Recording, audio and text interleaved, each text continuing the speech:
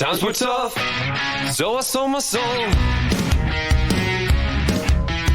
I don't think I'll ever regain control. Devil looked me in the eye, now I look the other way.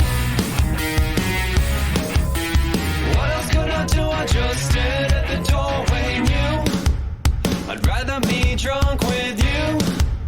I'd rather be drunk. Hey Internet, Dracofunk here. And we've been stopped on the ice sheet waiting for our batteries to recharge. And as you can see, they're just about there. Shaggy B and Ed Steve are hanging out. Who else we got? Let's see. Bill, Vomit and Kohaku, Scrodrick, Dracofunky, Ted Taiwan, and Dr. Orgnag. And it's time. It's just time, and I'm just going to take off. We're not quite fully recharged, but we're close enough, because today, I'm hoping today is the day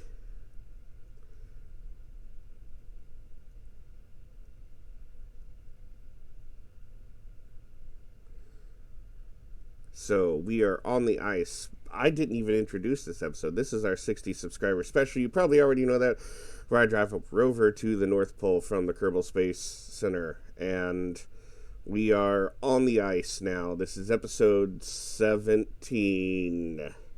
Yes, 17. 17 episodes of me driving a Rover.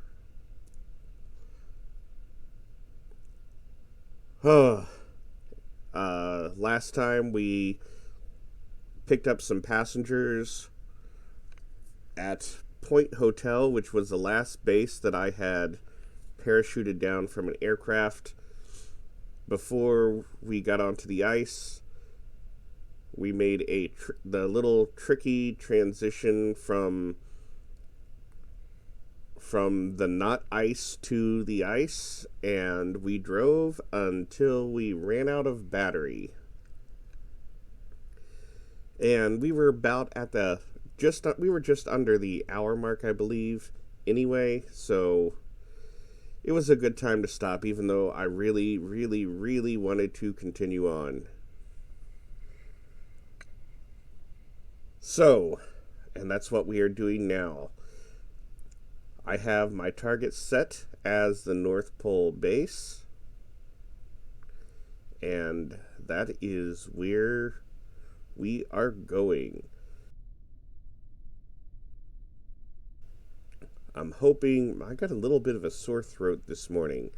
I'm hoping this doesn't turn into anything.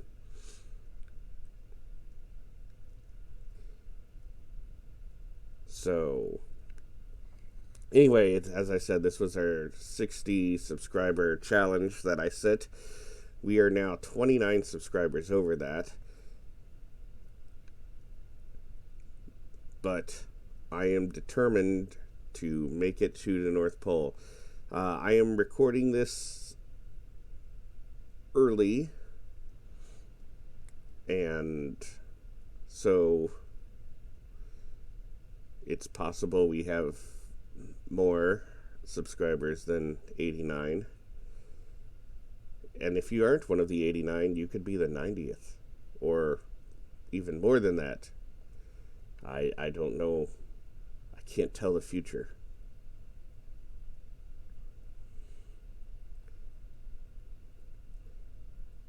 If I could tell the future, I'm sure I would have played the lottery by now.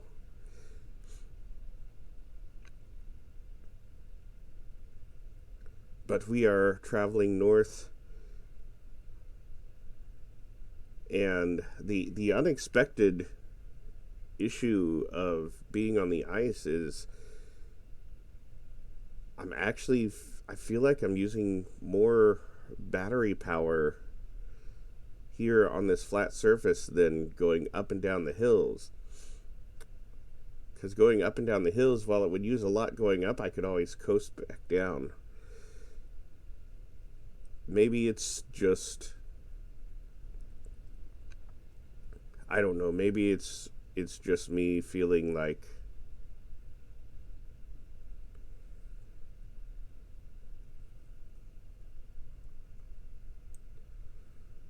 I don't know.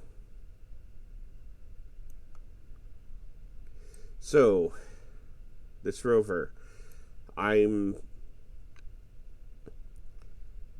I am very surprised that I haven't had to get out and repair any tires this whole trip. I did bring repair kits with me. I have added to this Rover since we started. I think we started off with just one passenger car and the studio. We added this battery compartment after I ran out of power in the first episode. And we added a second passenger compartment just so we could bring more people to the awesome base that I landed at the North Pole so long ago.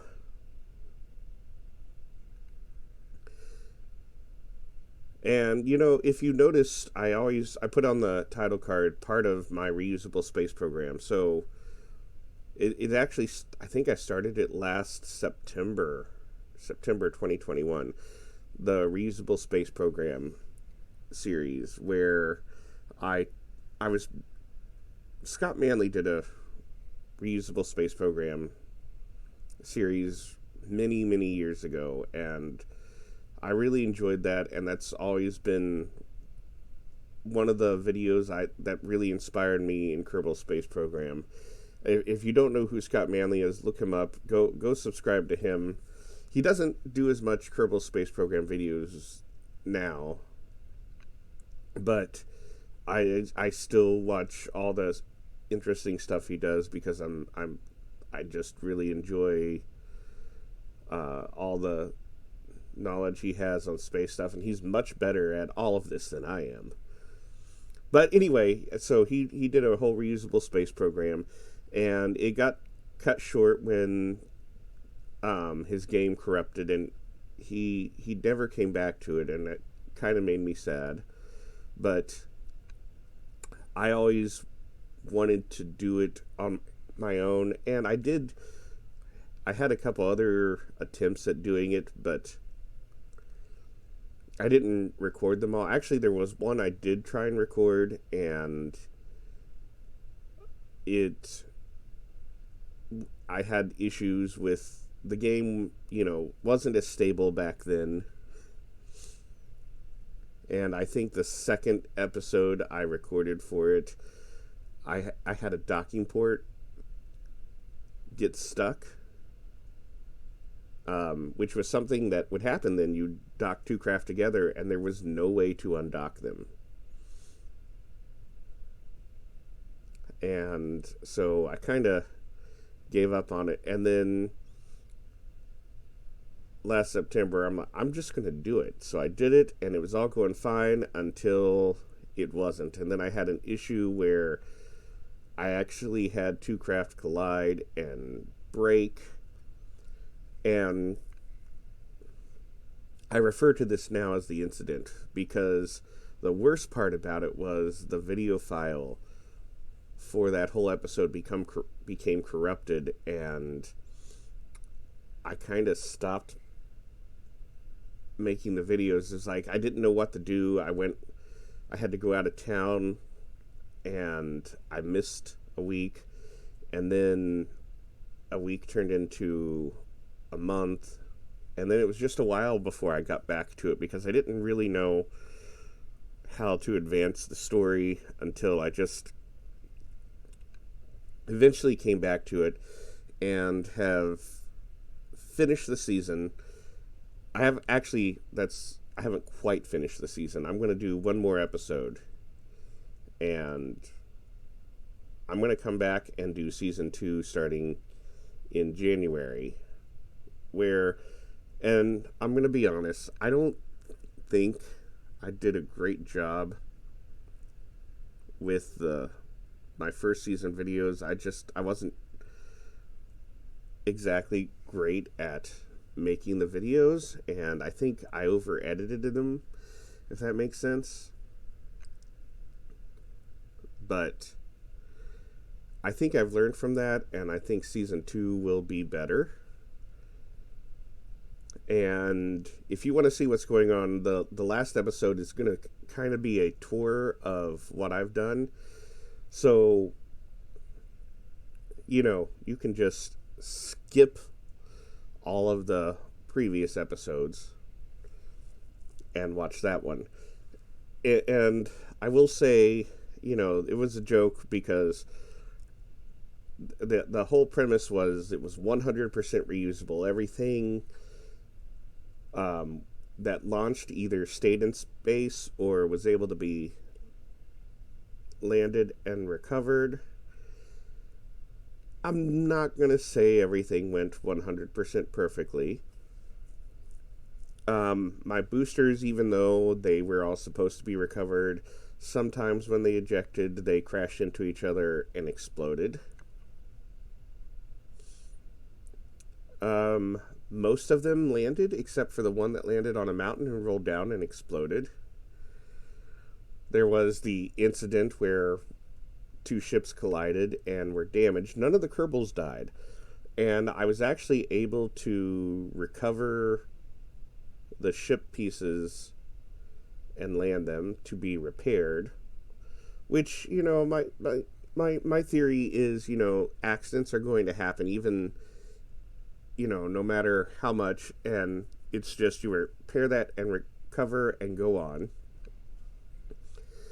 Then there was the most tragic accident where my mining ship tragically, randomly, and unexpectedly just exploded, where we lost 2 Kerbals.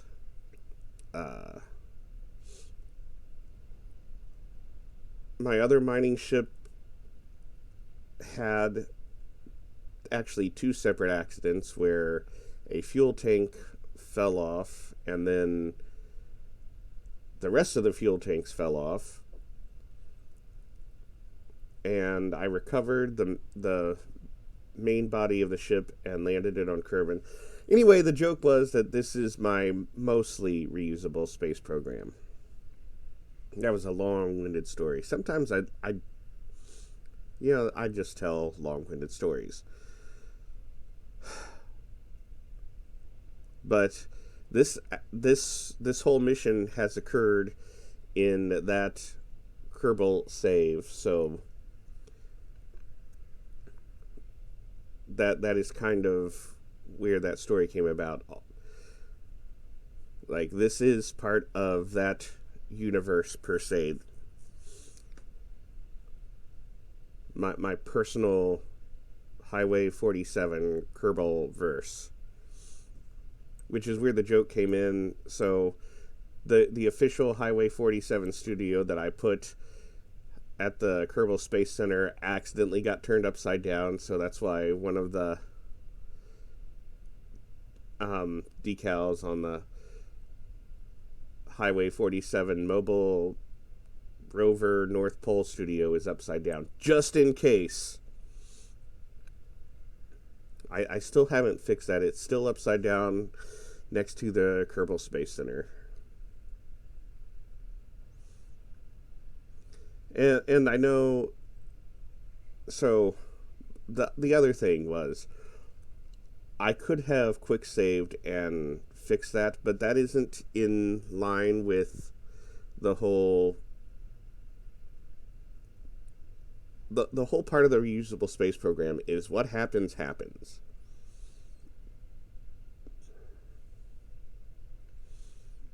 So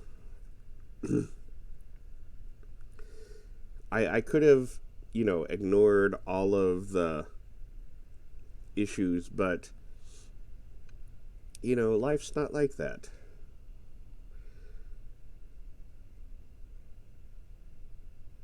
And hey, I'd like to thank all our Patreon subscribers. Thank you, Scrodrick. If you'd like to be part of our Patreon, there is a link in the description.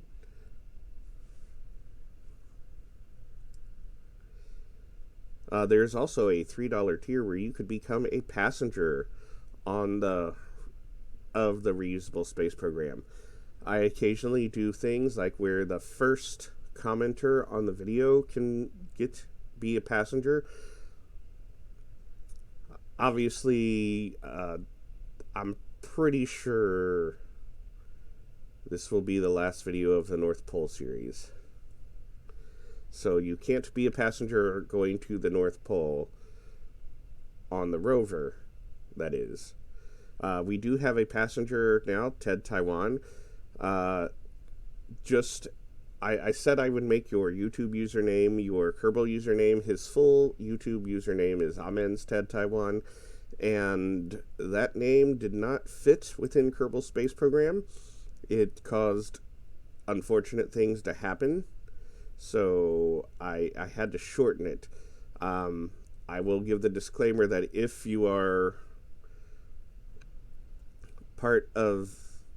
if your YouTube username is too long, I may have to shorten it. I don't know the character thing, but that is something. There are several destinations. There are 3 space stations, and there is a station a base on the surface of the Mun. I am also going to be adding one on the surface of Minmus. And next season, we will be traveling to the Duna system. But back to driving a rover to the North Pole, I'm noticing that we are using an astounding amount of electricity. Let's see where we are. We are making progress, but we started out about there and have used 2/3 of our electricity to get to there, which is kind of a problem.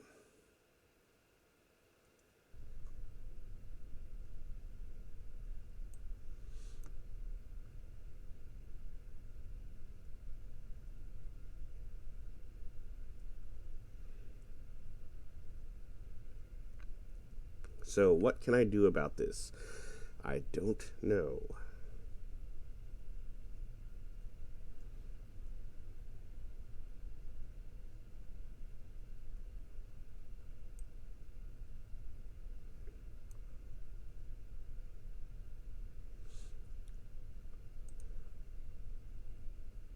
Oh, here's the guys in the studio just hanging out.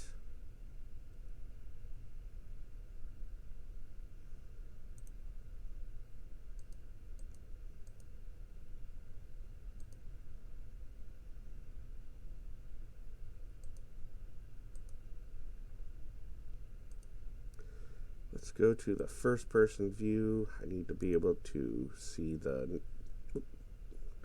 nav ball and our speed.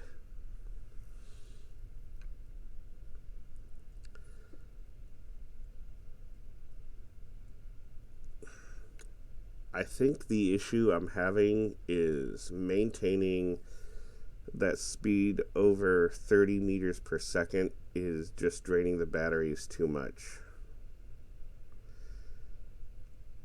I think if I keep it between 20 and 30,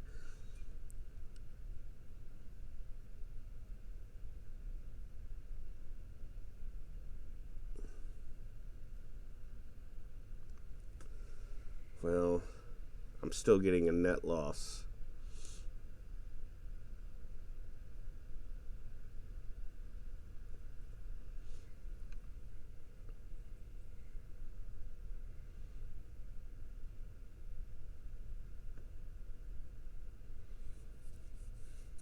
Well, that is most unfortunate.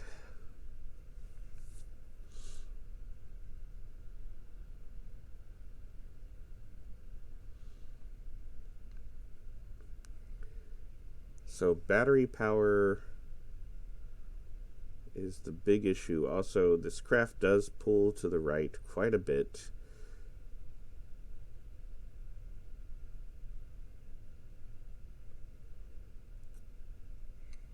But hey, you know, if it was easy, It'd be easy. I don't know where I was going to go with that.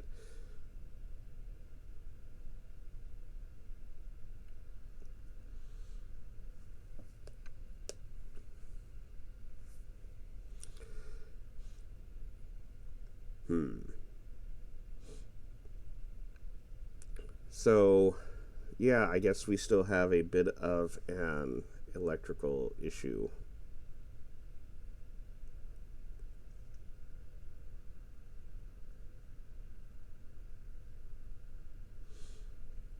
And that's just something we're going to have to deal with.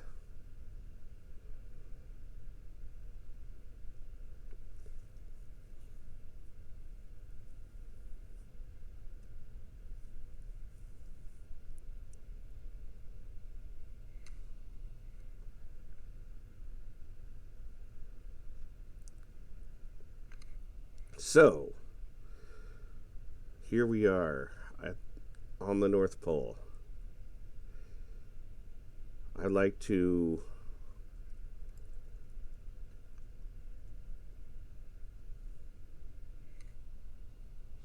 well, I think the plan for this episode is to release on Friday because we don't have our normal television show that we normally release at noon on Friday, so I'm just going to slide this into the spot. So that means tomorrow is Christmas Eve 2022. If you're watching this in what for me is the future, hopefully things are better and it's a bright future for all of us. If you're watching this on time, Merry Christmas or Happy Holidays or whatever you celebrate. I'm just wishing you the best for whatever. And hey, if you're struggling during this time of year, as many people do, just remember you're not alone, and it's okay. It's okay to be struggling. There are people who will relate to you and care about you, and we all go through hard times. And there will be a time when you're not having a hard time, and you have to just know that that is in the future.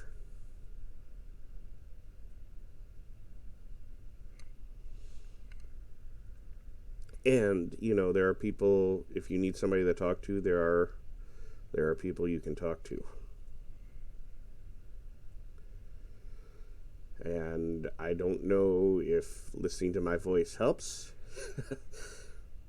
But for what it's worth, I care, and I hope you can get through your struggles. And if you just need a distraction, hey, I'm driving to the North Pole. I'm driving a Rover to the North Pole. I have set off from the Kerbal Space Center and have been driving around the planet, and now I'm on the ice sheet. And I'm running out of electricity, but that's okay, because it's gonna be okay. Because even if I run completely out, it's gonna recharge. Not as fast as I would like it to, but it's gonna recharge. And sometimes that's all you need, is just a little more time.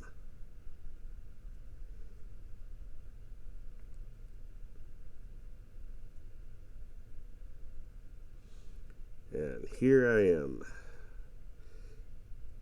I am in first person because I did say that every 10 subscribers we get over 60, I would drive an episode in first person. Now, because I'm traveling for the holidays, I have to record this episode early. And historically, when one of these episodes released, we get a couple new subscribers, and We're at 89 as of the recording of this video. I don't know if we're still at 89. Hey, maybe somebody left because they didn't like the last video. We're actually down.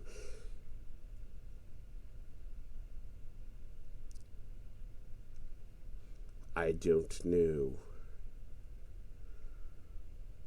Hey, if you were the 90th subscriber, thank you. And you know what would also help? Hit the like button. I know the YouTuber thing to say is smash that like button, but don't smash it. Just, politely click on the like button.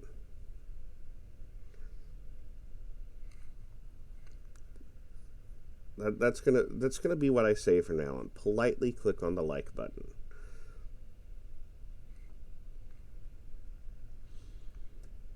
And what does politely clicking on the like button do? It just helps the algorithm to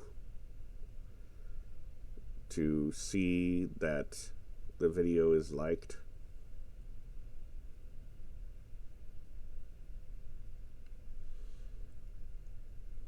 I don't exactly know how the algorithm works. Sometimes it works in mysterious ways.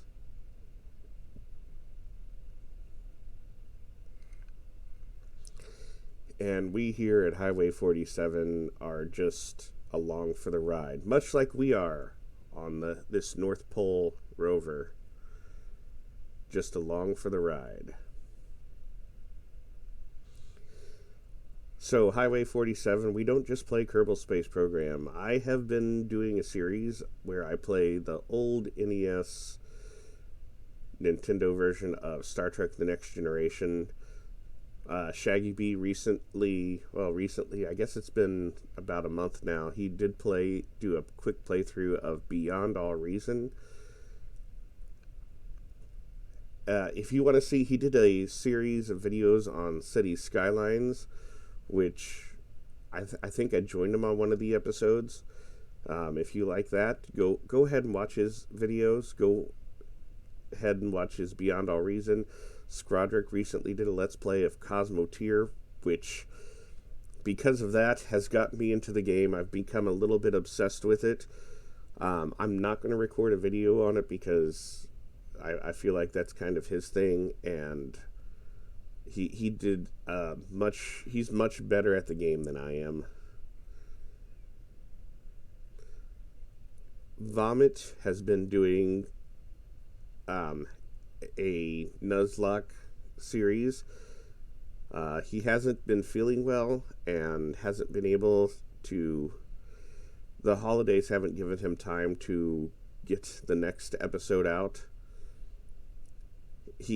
I know he's been working on editing that. He just hasn't got around to finishing it, and with the holidays, and he's been traveling and family, and then being sick on top of that. Oh my gosh, so right in front of my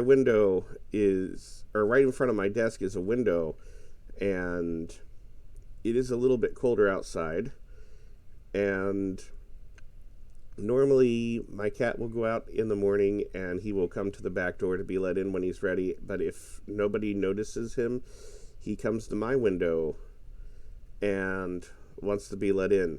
So actually what I'm going to do is I'm going to go let him in, and I'm going to pause for a moment. Hey, if this would be a great time for you to take a restroom break, and I'm going to let the Rover coast and recharge for a little bit, and I'll be right back so I can let my cat in.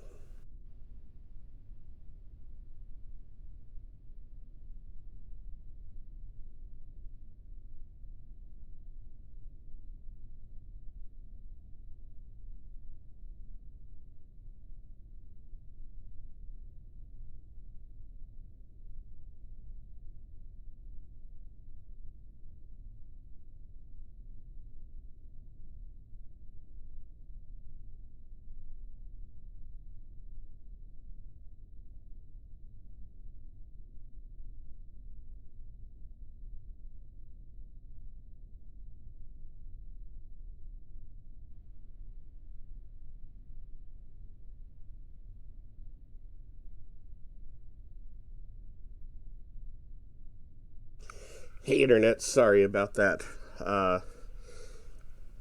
Yeah, but my cat just came up and stood at my window and got my attention because he somehow knows where I'll be in the house. We have a large backyard, and he normally hangs out in the backyard and doesn't really come around out front, except that he knows which window I will be at. Well, our batteries didn't recharge as much as I hoped, and we are actually still coasting. We're at the 30-minute mark, so I'm going to go ahead and see. We are about almost halfway since we entered the ice sheet to the North Pole base. And, well, the North Pole base seems to be in the dark. And I'm still letting my batteries recharge. And we are actually still coasting. I'm going to turn us slowly back towards our target so we don't start heading away from it. And just let us coast. In the distance, there is all the stuff around the mun. I guess the way back there is all the stuff in orbit of Minmus. Looking down, there is the K-16, which flew our passengers to Point Hotel. There's Point Golf, Point Foxtrot, and those are actually on the other, around the curve of the planet. And we are just still coasting, slowly coasting while our batteries recharge. And this is interesting. More interesting than just watching me aimlessly drive is watching me aimlessly coast. And aimlessly, that's not correct, because I'm totally aimed specifically at the North Pole base, which is the opposite of aimlessly. It's aimedly toward coasting towards the North Pole base.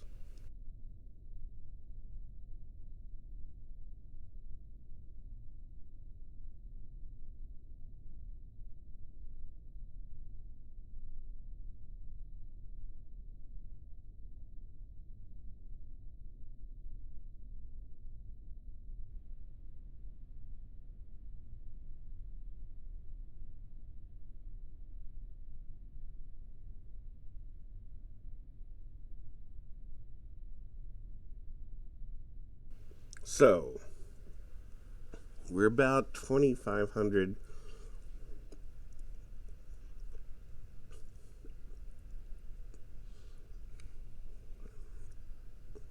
not sure what I should do.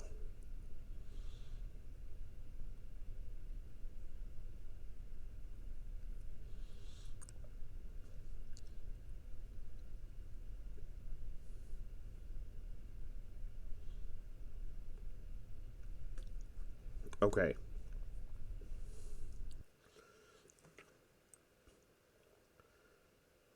This is pretty much the halfway point.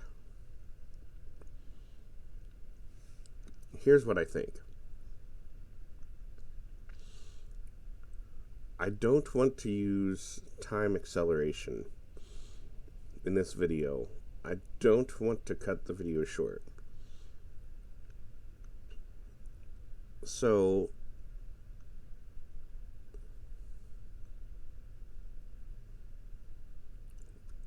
I'm gonna, actually put my thoughts. Oh, gotta be careful turning.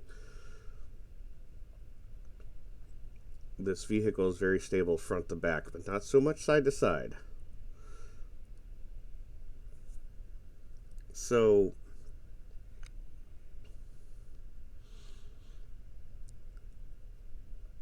I am going to drive until I run out of battery once again.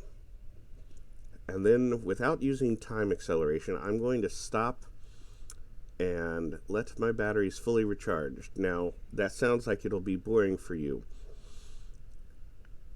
But basically, I'm just going to set it, let it coast, and I will speed up the video footage of the charging in post so it doesn't take as long.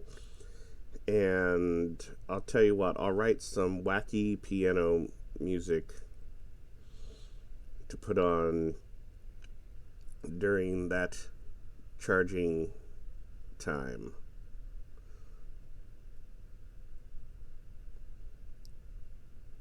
And don't get excited about the wacky piano music. It's gonna be whatever I can come up and write within like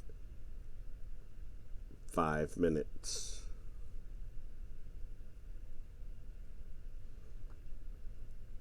And I probably, I should have done that. I should have some wacky music for whatever, and I could go use permission some of the what's his name that everybody uses his music for free on YouTube.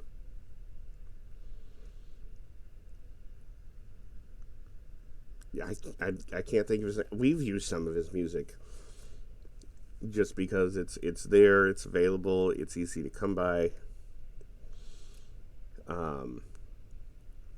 But you know what? I'm just gonna I'm gonna do some because I want to.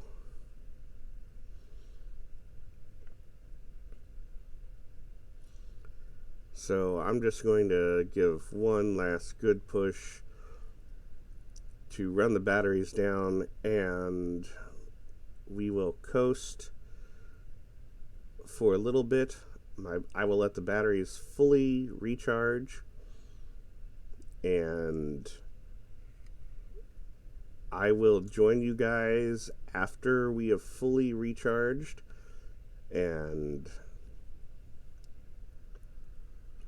we will continue on the North Pole, hopefully mostly recharged. I figure in real time this will take maybe about 15 minutes to recharge. So as soon as we hit 0, and it looks like this is actually topping out.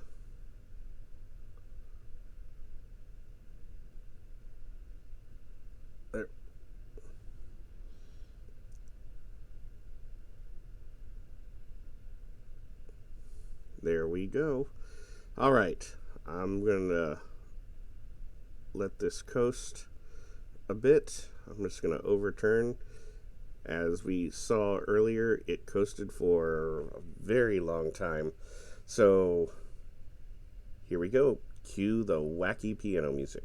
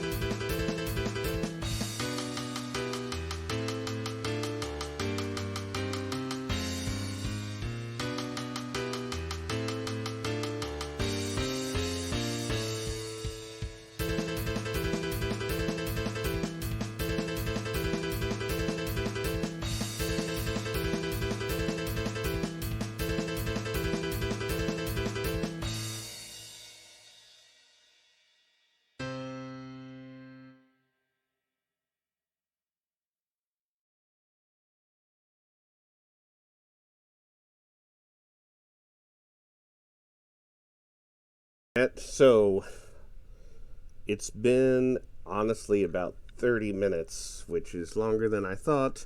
The sun is setting on Kerbin here at the North Pole, and we're just going to take off after I release the brakes and continue heading.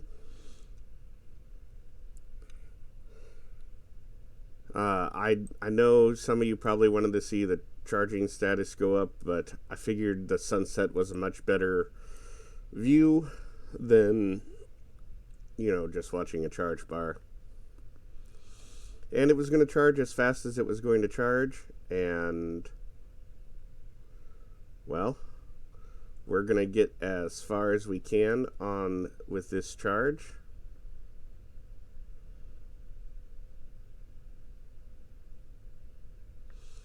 And see where we end up.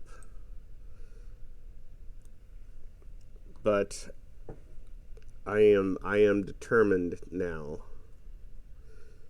I am on a mission.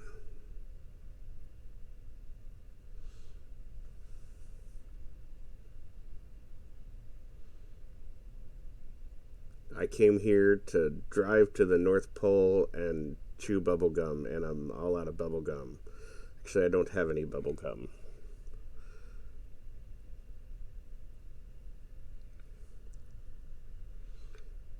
I haven't actually chewed gum in a long time. I don't remember the last time I had any gum. I don't know why I stopped, other than the fact that I don't know. I've just now thought about that. When did I stop chewing gum?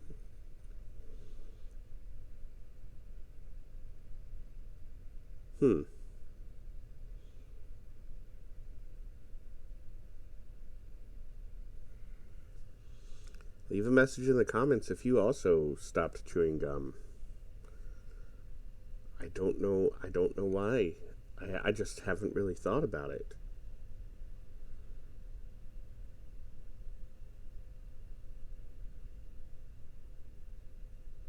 Huh.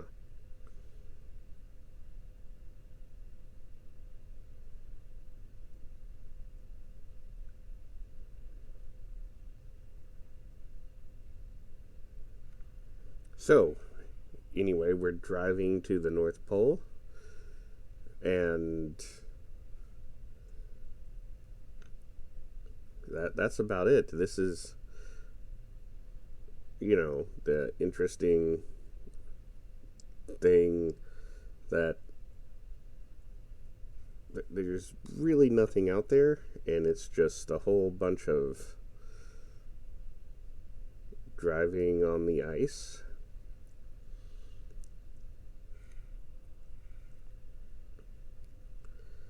And I'm slightly concerned that I'm going to have to take another half-hour break just to let the batteries recharge, and we only got about 3/4 of fully charged.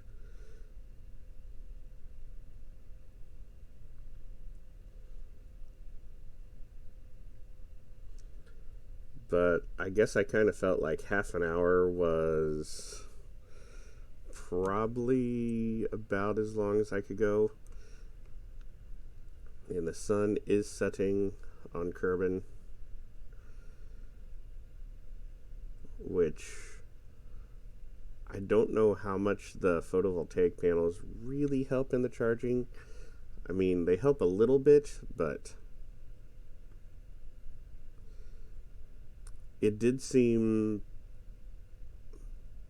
like I really noticed that the charging was diminished in the one episode where it started getting dark. I don't remember which episode that is.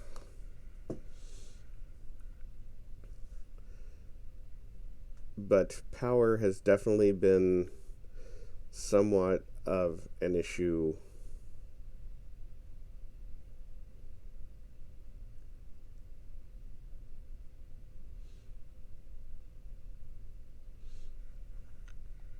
So, well, in the future, I guess I need to have something more, some way to hold and produce more electricity faster. And I don't want to cheat by just making a car that just has a ton of RTGs on it.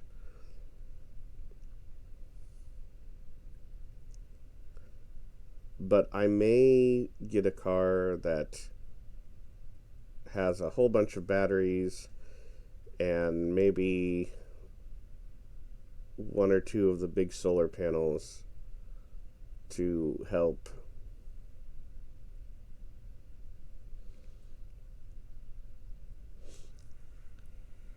And if you're asking, well, what would I do with this because I'm almost at the North Pole now? And I think the answer, I did set a 100 subscriber challenge, and as of recording, we are 11 away, and I did put a time limit on it by the end of 2022, and that only really gives us 2 weeks, so we really need like one subscriber a day. And this is of the recording of this. I guess by the release of this, we'll really only have a week. Well, 10 days. So, no, 11 days. Yeah. So, that is one subscriber a day. We need to get in order to reach that goal.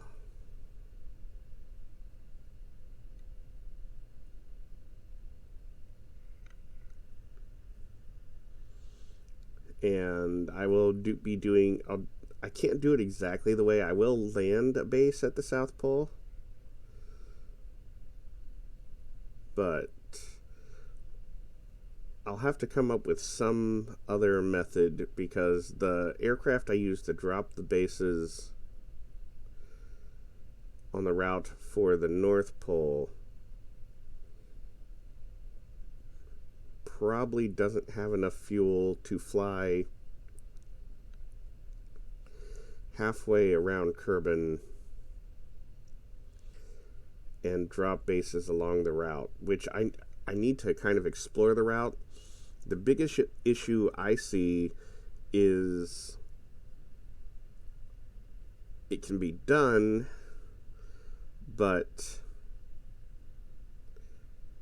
there is that really long river, and I'm not sure that there's a way to get across it without driving all the way to where it ends. And I haven't looked at a map for a long time, but I believe there are actually 2 rivers on Kerbal. Hey, if I'm completely wrong about that, put a message in the comment, because I don't know.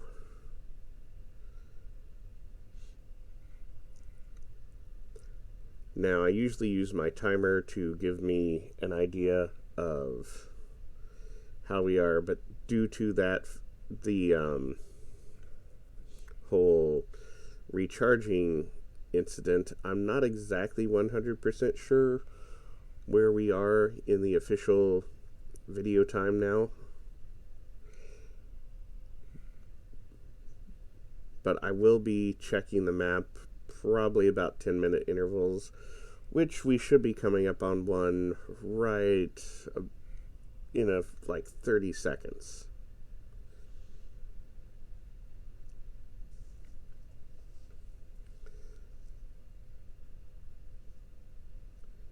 And the sun's getting real low.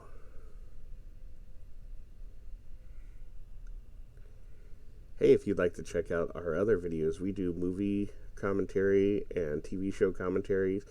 We've done the first 2 seasons of Star Trek: The Next Generation. There is one missing season 2 episode, but we got all the other ones. We've been doing the Orville. We currently have one more episode to go. No spoilers. We've done Star Trek Lower Decks. We are in the middle of the 3rd season. I know that came out a little while ago, but we get behind because we have other things we do. We've done the Book of Boba Fett, The Mandalorian.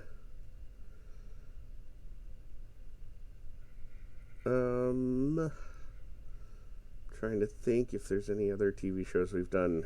You would think I would know, and I do know. I just can't think of. Me and Shaggy B are working our way through Star Trek the Animated Series. We just pick those up whenever we have some time, and we've been very busy, but we'll come back and we'll get all the way through that. We've been focusing more on Lower Decks and the Orville during our free time to watch episodes. Oh, I've missed well, still not there.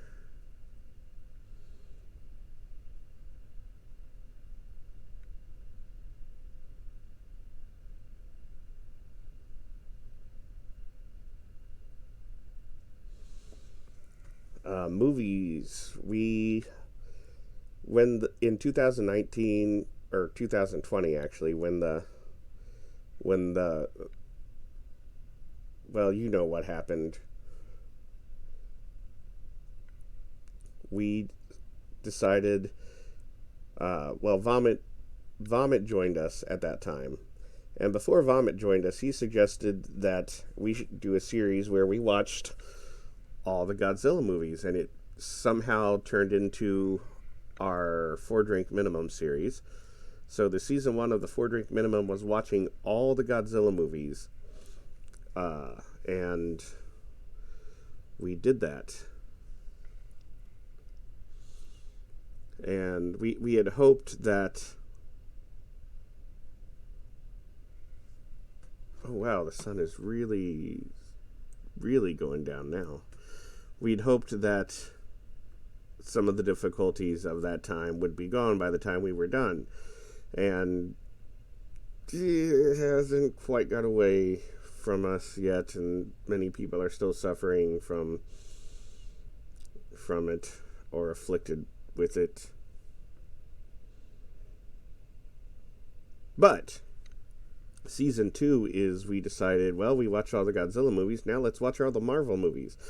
And when we said all the Marvel movies, we didn't just limit it to the MCU. We started with all the Marvel movies, and our goal is to get all the theatrical release Marvel movies, starting with the very first theatrical release one, Howard the Duck, and working our way up to until we get to current, which, you know, you want to say there's a lot of Marvel movies, and you know, there are 26 just in the MCU, but we're doing all of them. And occasionally, if we don't have the full crew needed, some episodes need the full crew. If Vomit, me, Shaggy B, or Scrodrick aren't available, we do what's called a detour, where we watch one of the TV released movies. So we have been picking up those two. We also watched the unreleased version of, was that Captain America or Fantastic Four? I don't remember which one was the unreleased one. I think it was Fantastic Four was the unreleased movie.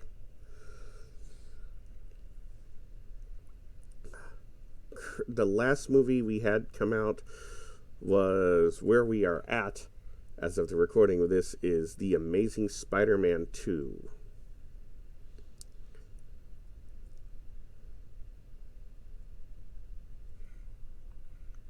And the next movie we watch in that series, and we haven't watched it yet, more on that later. Watch our channel for info on that.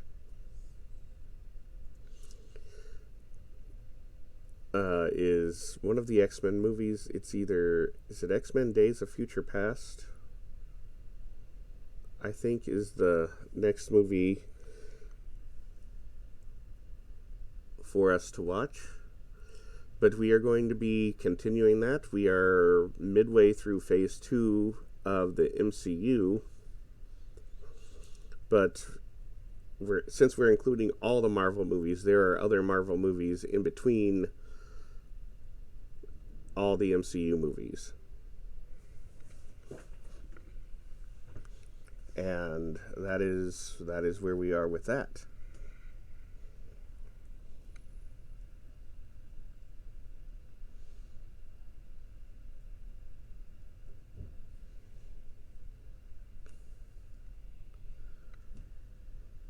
So I'm just going to continue driving.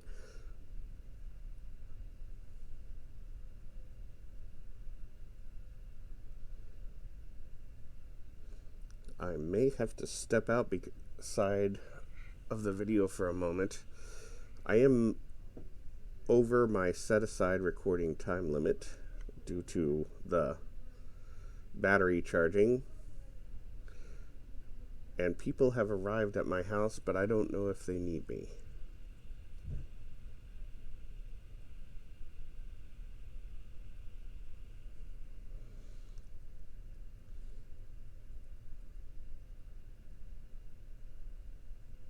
I'm trying to listen to see if I'm needed.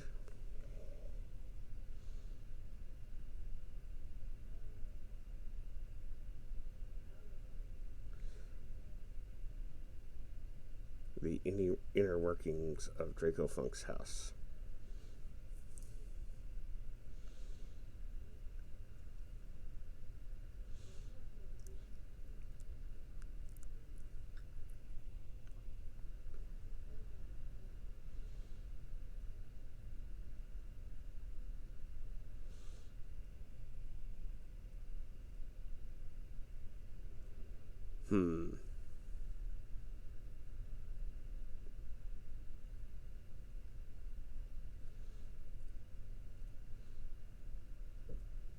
So what I might have to do is let this coast for a while and put on some more wacky piano music.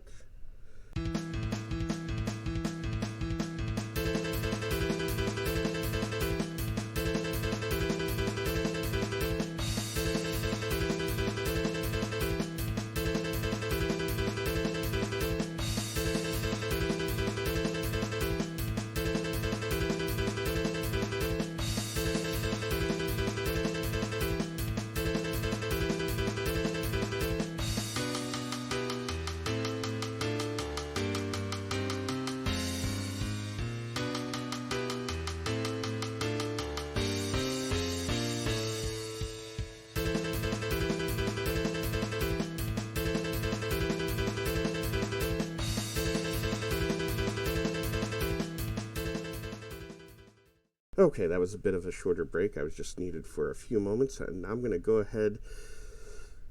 It did let our batteries charge a little bit.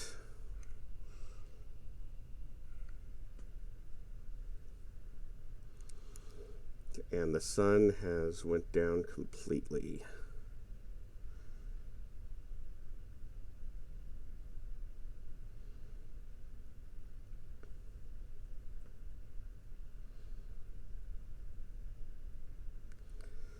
So we're just going to continue on our way. I hope my microphone is unmuted. If you've listened to any of the other Highway 47 podcasts, you'll know that muting my microphone is a staple of our channel. I believe in the last episode, I recorded like the first 2 minutes of it, and then I looked down and I had my microphone muted. But, it's a thing that happens.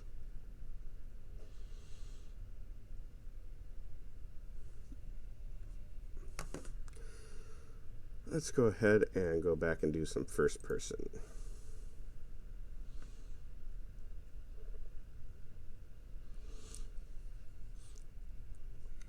So the North Pole base isn't exactly 100% right on the North Pole. It is pretty close.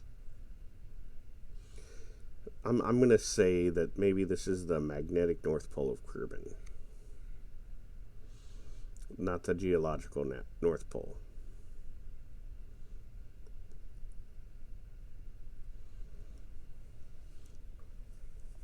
Maybe we should call it Skrodrick's house, because Skrodrick's house is magnetic North Pole if I have anything to say about it.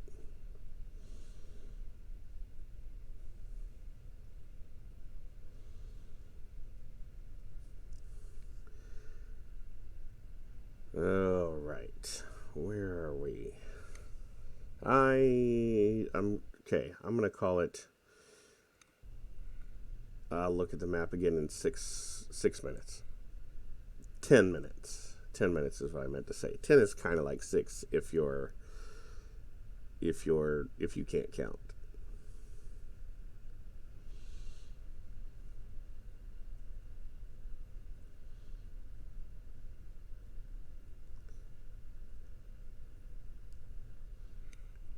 So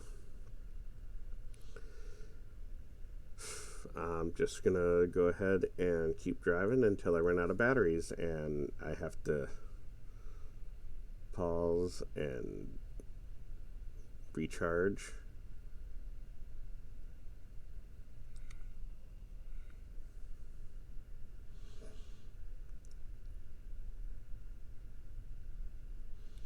So I don't know what the most efficient speed is.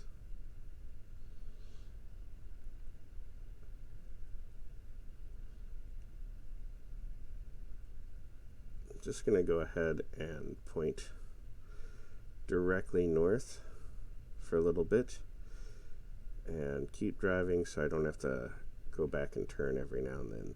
And eventually we'll just head right towards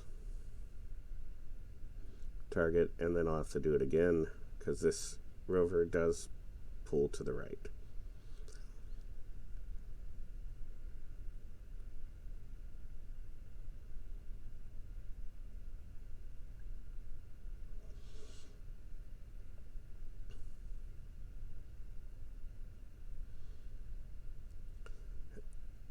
And because each car on this Rover train, land train that I built, is a drive unit with its own batteries and RTGs, I don't know that it would be more efficient with a smaller Rover.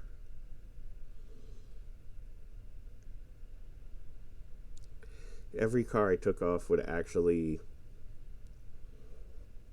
lessen the amount of battery reserves I have, because each car has its own batteries on it, and then it would lessen the charging time because each car has RTGs. Well, it wouldn't necessarily lessen the charging time because each one, they basically have the same, except for the cars that I put extra batteries on, like the Highway 47 Studio and of course the battery car.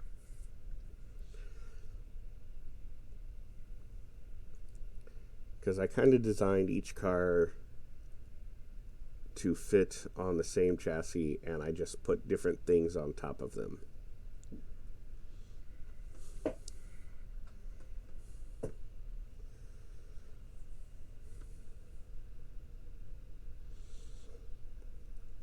And each one can be connected, disconnected, moved around.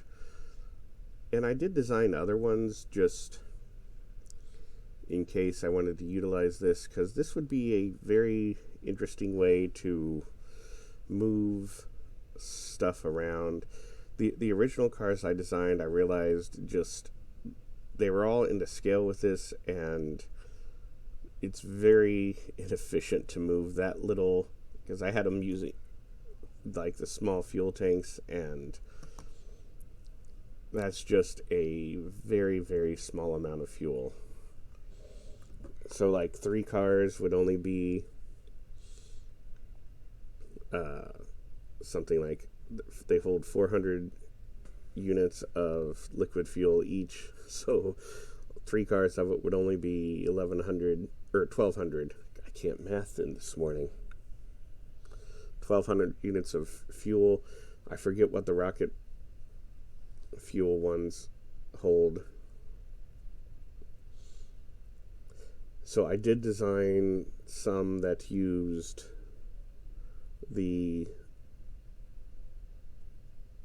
where you could connect an orange tank to it, and they look silly, but maybe I'll design a mining station like that on the Mun. I could do it on Minmus, but Minmus's gravity is just so low that I foresee problems.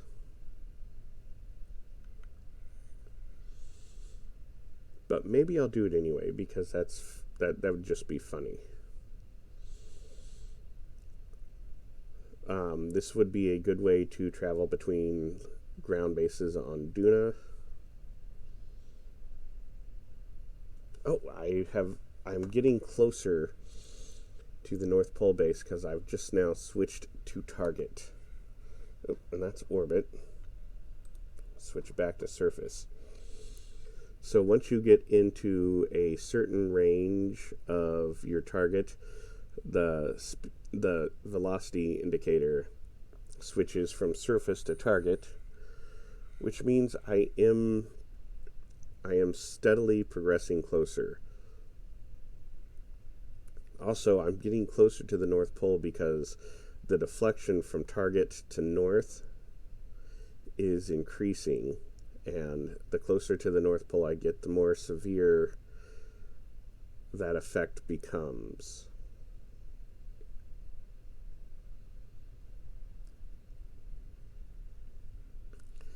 And also, more severe is my battery storage. Well, not storage. How much electricity is in there. Charge that thing.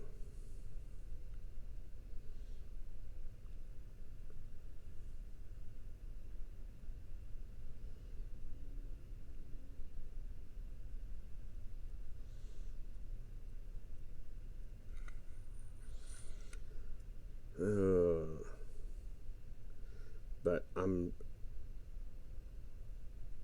going for it. And in a minute I'll look at the map and see how far away I still am from our destination.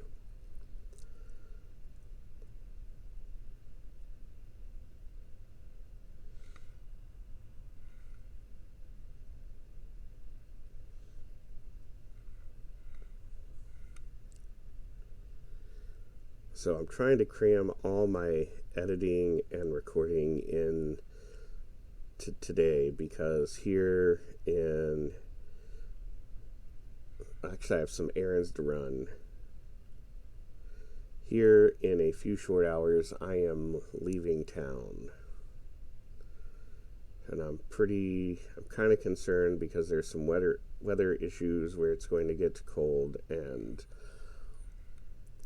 when it gets cold, there are certain things you have to do around my house to make sure things don't mess up, and I'm not going to be here to do them or manage them, and I'm just concerned.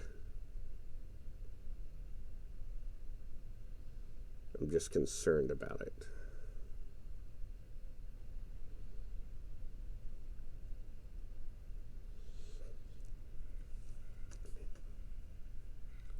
All right. Well,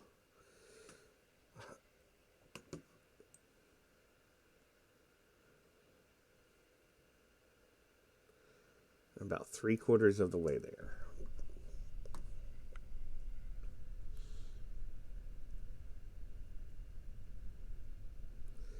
Nothing to do for it except just keep moving on.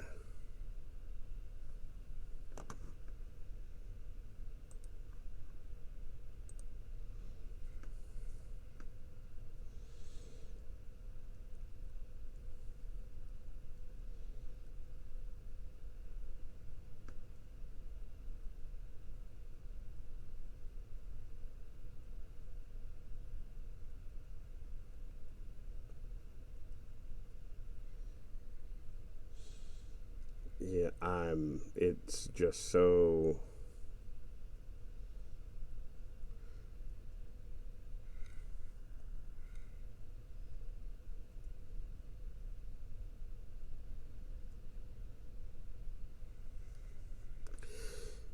So let's give a little history. So this whole idea came about because a couple years ago, um, I was in a hotel with Shaggy B, and we were watching. Oh, I can't remember what movie we were watching, and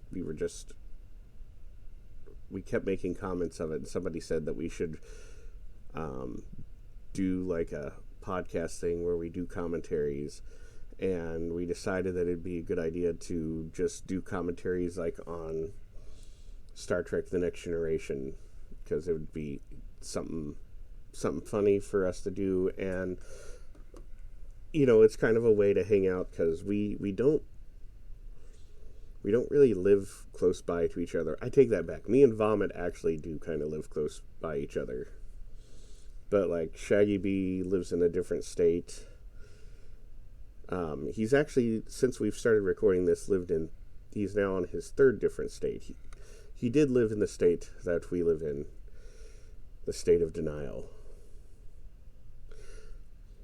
Squadrick does live in the same state as me and Vomit, but hours away.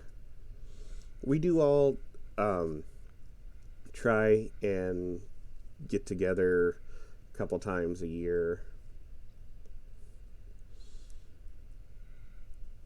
What's become a tradition is it's become a biannual tradition. It was supposed to be a yearly tradition, but it seems every other year something happens where we don't get to have a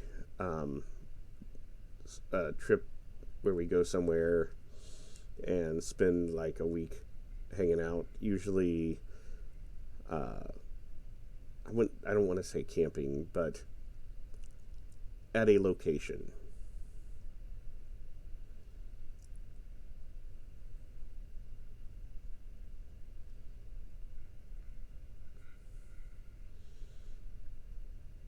And we this past summer we attempted that, and a whole bunch of stuff just happening where we ended up having to cancel that trip. Shaggy B was relocating to a different state. I think between the four of us, the three other of us, Broderick, Vomit, and myself, all helped him in different ways at different times, sometimes at the same time.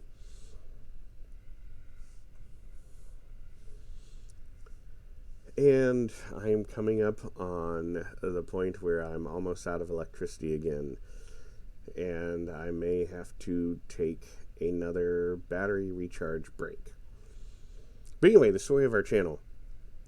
See, this is what happens. I get distracted and I go off on a tangent. So, yeah, me and Shaggy B watched movie commentary. Started with Star Trek: The Next Generation, which you go back, that was our first video. We actually did a video that will never be released, which was a test video. Only me and Shaggy B are going to experience that video, but we did it.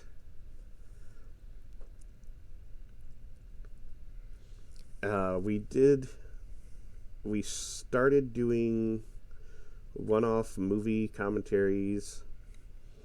I already told the story earlier about how we ended up doing the 4-drink minimum. That kind of became a thing because of Vomit's remarks at the beginning of Gigantus, that I forgot this is the beer episode, and somehow we started, the mantra 4-drink minimum, no drink maximum. And before you think we're raging alcoholics, we never specified the 4 drinks really have to be alcoholic. We don't always partake in the 4-drink minimum. It's completely optional.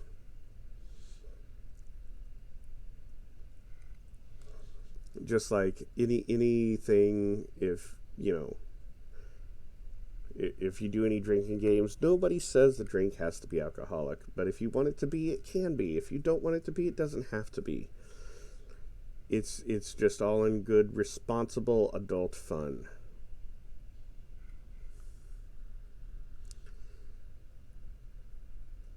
And the theme song we adopted, "Drunk with You" by the Spinwires. They put the Spinwires is a band from, I believe, Buffalo, New York, and they put their whole album for free use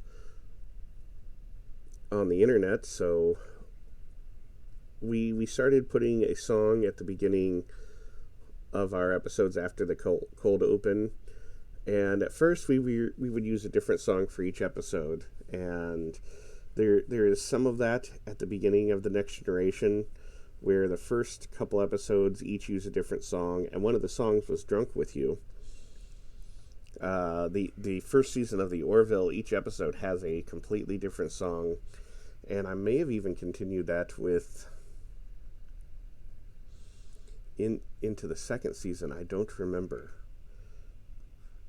but at some point in time during the latter part of the Next Generation, we just started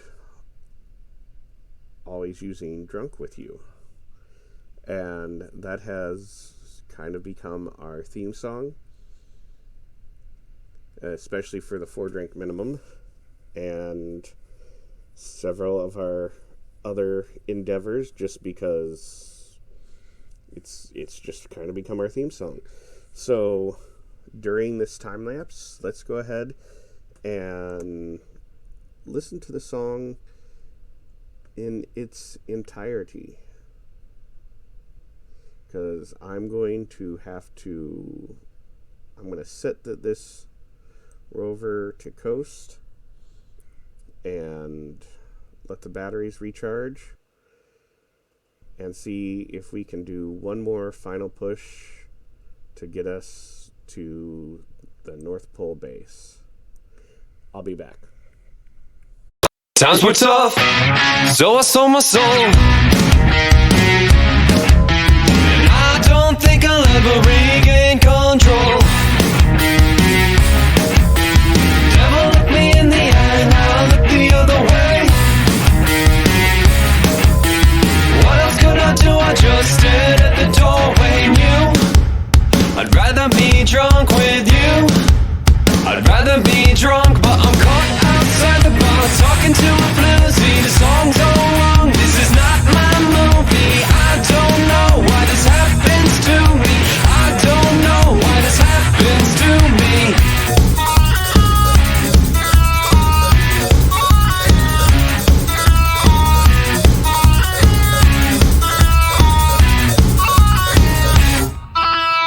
They come out at night just to eat our brains. And I really, really, really, really wish they'd just go away. You say that I'm living, but I'd rather thrive. But I've got my doubts we're even gonna survive you. I'd rather be drunk with you, you. I'd rather be drunk with you, you. I'd rather be drunk with you. I'd rather be drunk, but I'm caught outside the bar, talking to a floozy. The song's all wrong, this is not my movie. I don't know why this happens to me. I don't know why this happens to me.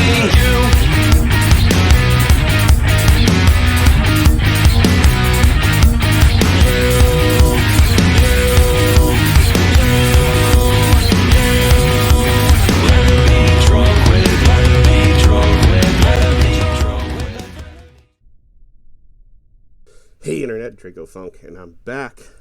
I forgot to set the break. Well, I didn't forget. I wanted the coast, and I realized partway through that break that, well, I was starting to roll backwards a little bit. But I don't think I rolled too far back.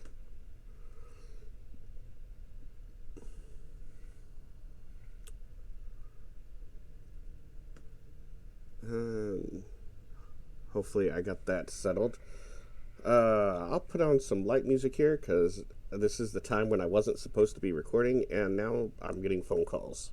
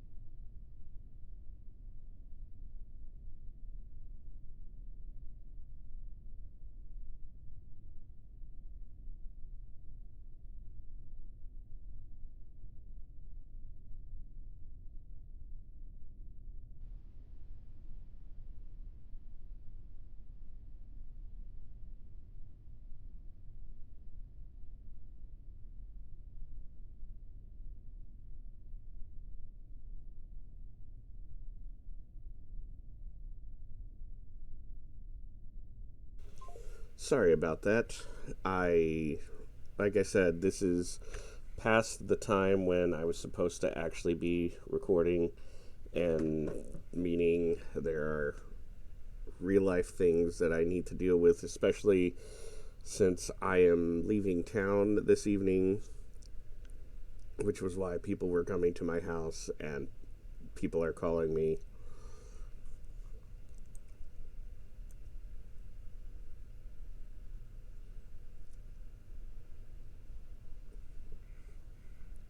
But we are continuing on our journey. I also forgot to put my phone on the charger, and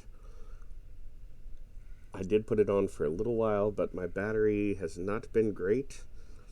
I have been trying to intermittently charge it, especially during our little recharging breaks, which I guess it's also recharging for my phone. My phone is faring a little bit better, though, than our Rover.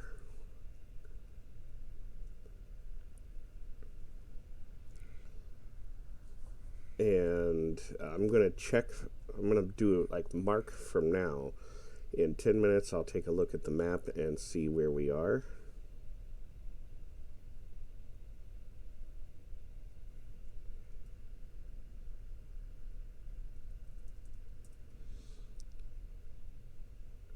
I also like to check and make sure that my video is still being recorded.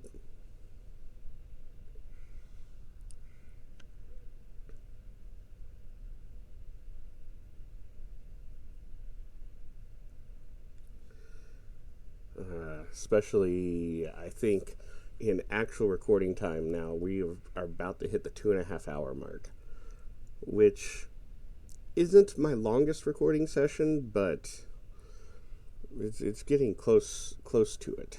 I think the one video got close to almost 3 hours, and if I have to stop and do another recharging session, this might actually go over that. Although it is my hope that this is the last dash.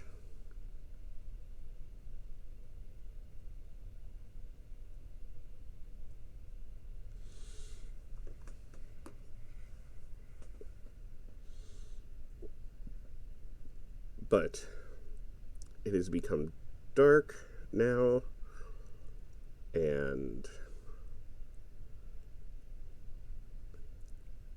we're probably losing the whatever little benefit the photovoltaic panels gave us in the charging.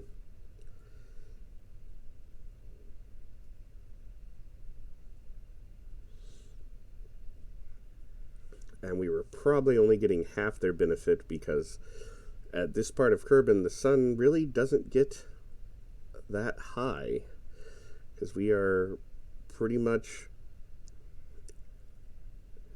so close to the poles that we can't really get the sun directly above us anymore.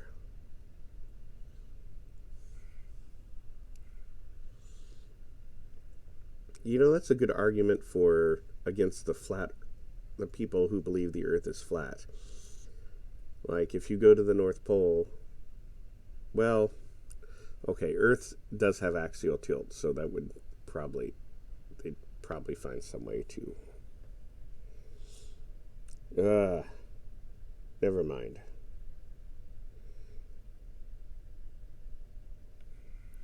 I don't get it. Like, why would there be some huge global conspiracy that the Earth was actual flat?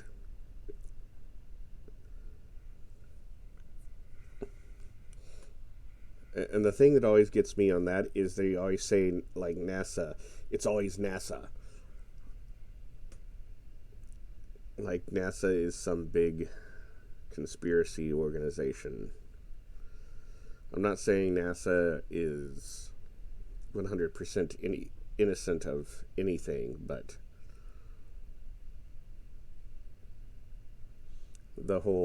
they're trying to hide that the Earth is flat is ridiculous. Now, birds aren't real. There's a conspiracy I can get behind. I mean, are you 100% sure birds are real? Like, they're obviously all government drones sent to spy on us, right? I'm sorry, Vomit. I'm joking about that too. That's called sarcasm. Which I'm not 100% sure that most of the flat earthers, I think a good portion of the flat earthers know it's not true and just like to feed the hype to the few who actually believe it, just to see how crazy they can go.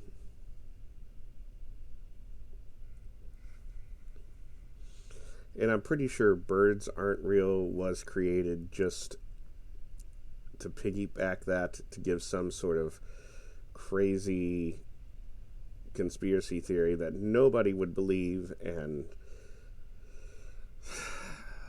there are probably some people who unfortunately believe it.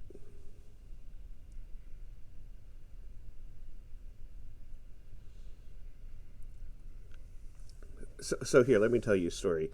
When I was in 4th grade, I really, I'm going to date myself, Star Trek The Next Generation was still airing on TV. Like, new episodes were still coming out. And I enjoyed watching that. And I was at I think this was like a school. Before, that's what happens when you try and say too many words before you can actually form them. Let me try it again. A before school program. Because my parents would have to drop me off because they had to go to work earlier than I could be at school, and if I didn't do that, there'd be nobody to watch me, and I was too young to just head to school on my own at the time, even though I was considered a walker, which really surprised me because I didn't live that close to the school. I think that it's different today, but at that time, I was a walker, and it would take me 45 minutes to walk to school if I tried it. uphill both ways in a foot of snow. I never walked in a foot of snow. But anyway, I would go to this before school program, and there were kids from other schools here, and we were talking about that. And somehow I came up that I like Star Trek, and he said he liked Star Trek too, but he didn't understand like how everybody worked there. Like I questioned him at the time. He completely 100% believed that was like a reality show. Like there were actual people in space on the Starship Enterprise. Like he didn't have the concept that was fiction or science fiction or just any fiction. He thought that was there.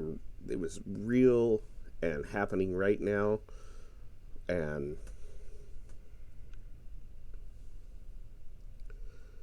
I always think about that when somebody asks, well, how can people believe that? And I know he was, just a kid. I think he was like a year younger than me. So I believe at that point in time, if I'm remembering correctly, I was in probably 4th grade. So he was probably in 3rd grade, which is weird because now I have kids that young.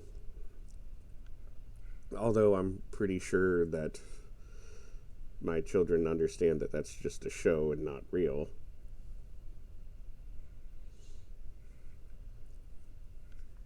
But still,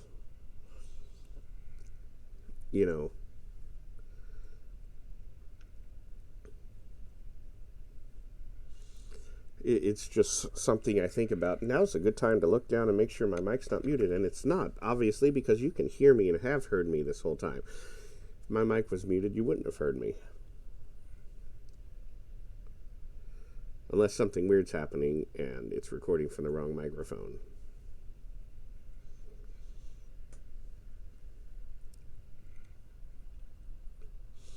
We're coming up on the 1 minute until we check the map.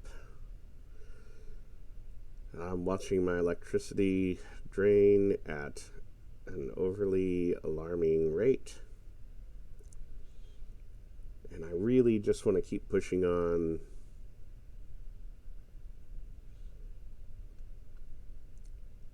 I don't want to have to stop and recharge again. And I know I could stop and use time acceleration to get the charging done, but the part of this whole mission was doing it without using time acceleration, just to, I have quick save between missions, but I've never had to go back and load from the quick saves. This is, I'm a firm believer in whatever happens. I mainly did the quick saves in case there was an issue where something got corrupted or some issue that wasn't like an external issue, is what I'm trying to say. Something outside the game caused an episode to not work.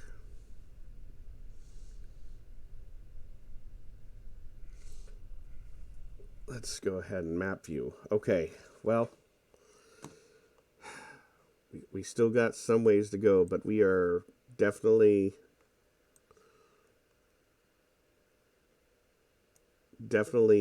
on the way. We're not within 2,500 units of electricity on the way, but we are,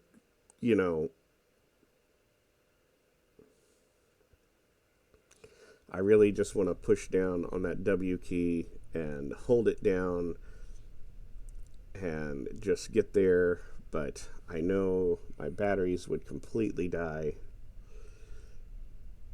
And what I should honestly do is stop and do one more recharge, but I don't know, because I already should have left to run some errands for today, and I haven't done that yet.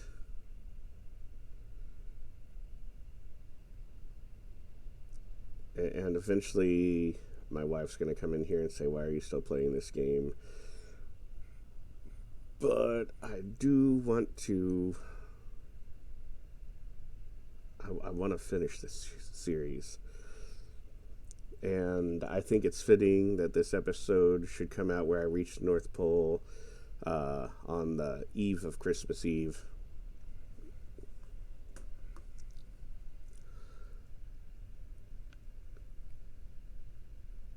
And I would like to get this episode uploaded before I have to leave for the day, because I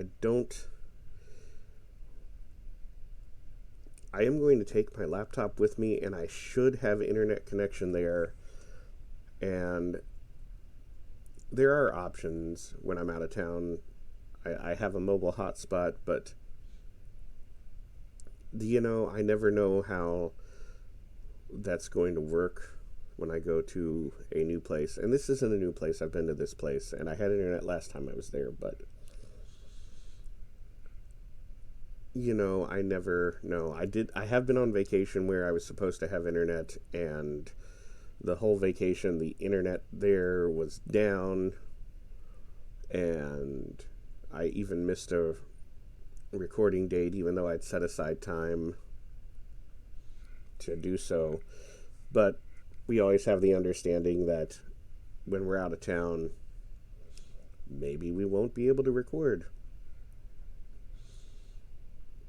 I know Vomit has my favorite story about Vomit being on vacation and recording was he was apparently in a garage sitting in a dark RV to record an episode. I don't know that there's been any stories like that from Scrodrick or anything quite like that from Shaggy B. I know Shaggy B has recorded from a hotel room. He's also recorded from Scrodrick's house. Me and Shaggy B once actually recorded an episode in the same hotel room.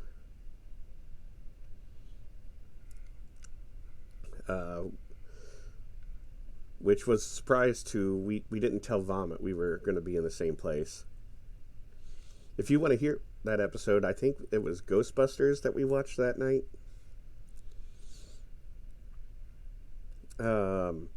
My favorite story, though, is, I don't remember why, but we had to record an episode early in the morning. And I agreed to it, knowing that I was going to be on the other side of the country in a time zone. So what was effectively 9 o'clock for everybody else was like 5 a.m. for me. I don't remember what episode it was even, but I woke up at 5 a.m. and logged on to my laptop.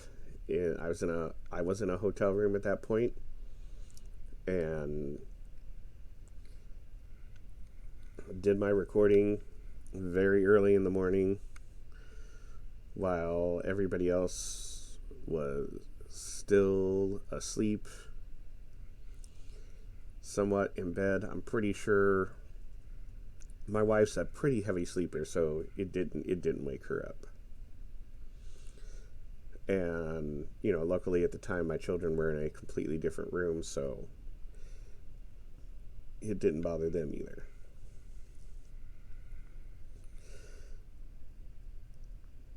There was a morning episode. I want to say it might have been one of the Orville episodes where we agreed to record early in the morning, and we all got there, and Scrodrick was supposed to join us, and no Scrodrick. So he waited a couple minutes, and then,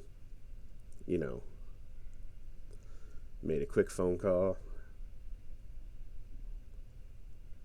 and he woke up and realized he'd slept through his alarm, and it was fun. It was fun.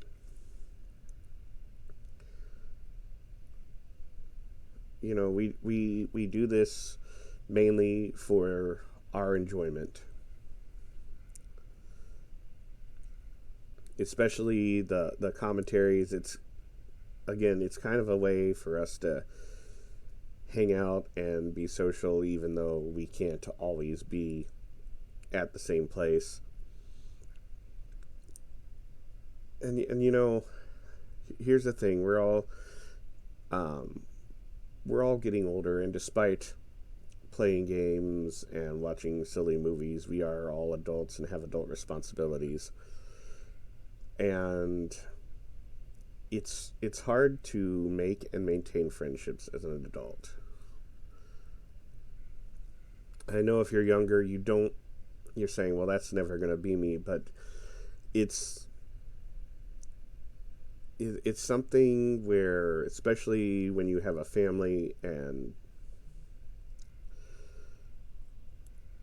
it's just harder and harder to maintain friendships, and let alone make new friends as an adult with responsibilities. So, this is our way of getting together and hanging out. And, we, through technology, today it's easier for us to at least converse every now and then.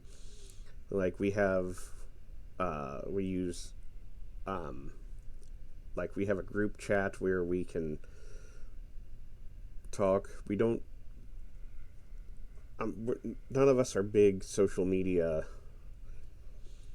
presence, other than I guess YouTube is technically social media, but and so is our chat app, but because it's social. But we don't really use Facebook, Twitter. I wonder how far in the future if Twitter is even still around, or how that's doing. I keep wondering, and there goes my electricity.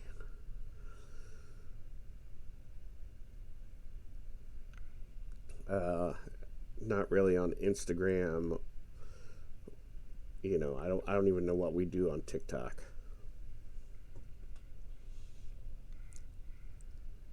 But that's kind of our social outlet.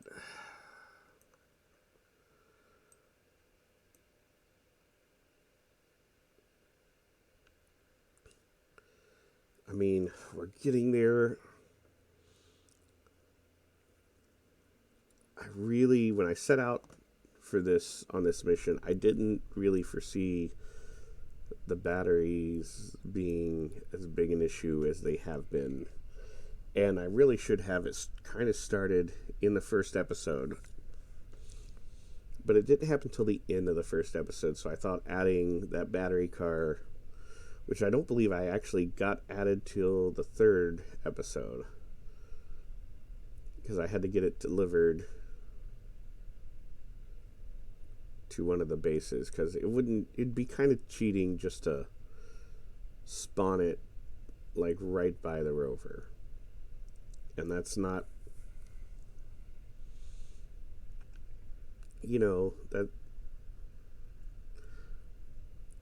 that's not quite what this is about. If this was just about driving to the North Pole, I could turn on infinite electricity through the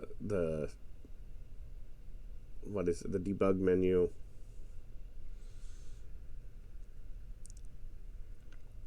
and this has all been about doing it for the sake of doing it, and whatever happens. And when I set out for this, I always said I'm just going to attempt to drive to the North Pole.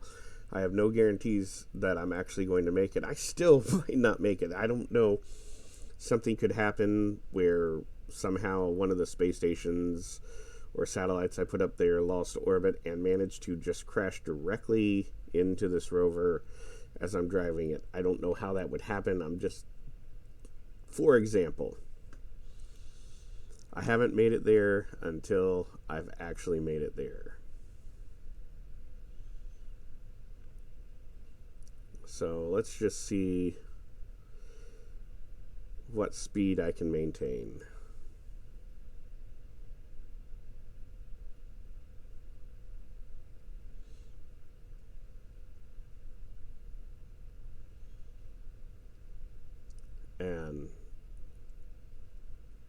So I'm just going to hold the button down.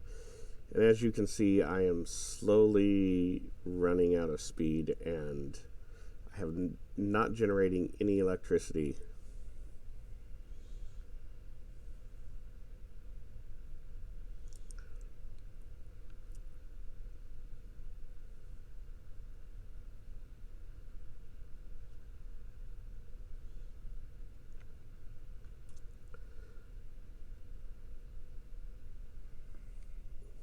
And I'm just going, if I keep doing this, I'm just going to slowly run out of power to the point where I'm not moving at all.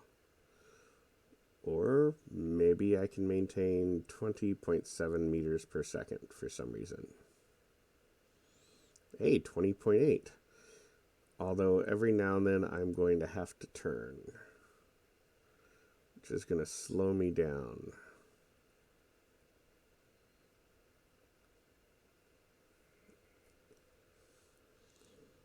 So maybe this is what I do. Maybe this is my new top speed.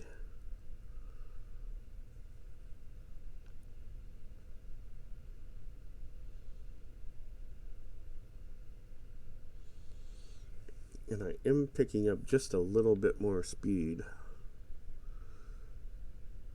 But I know I'm going to have to make a bit of a turn.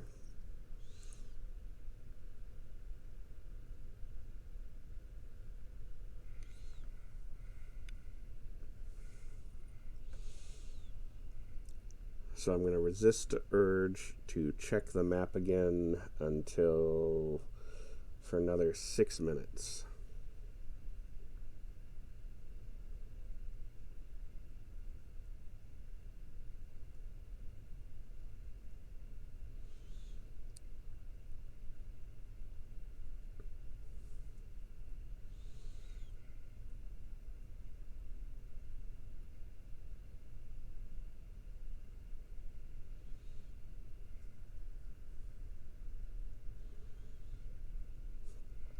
Well, so it seems like with the RTGs I can maintain a speed of about 20 meters per second.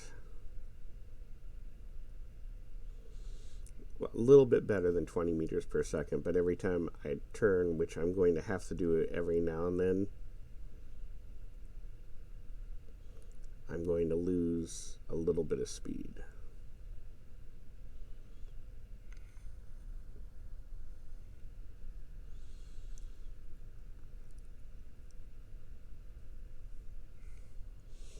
Oh, and I really want to look at that map view, see how close we are.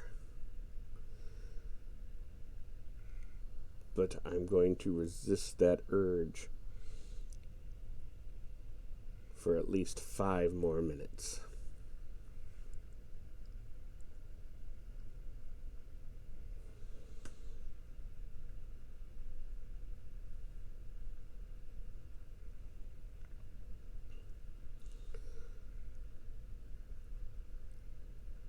I'm just going to hold this W button down,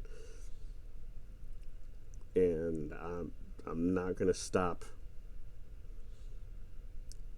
We may be moving slower, but we're going to the North Pole.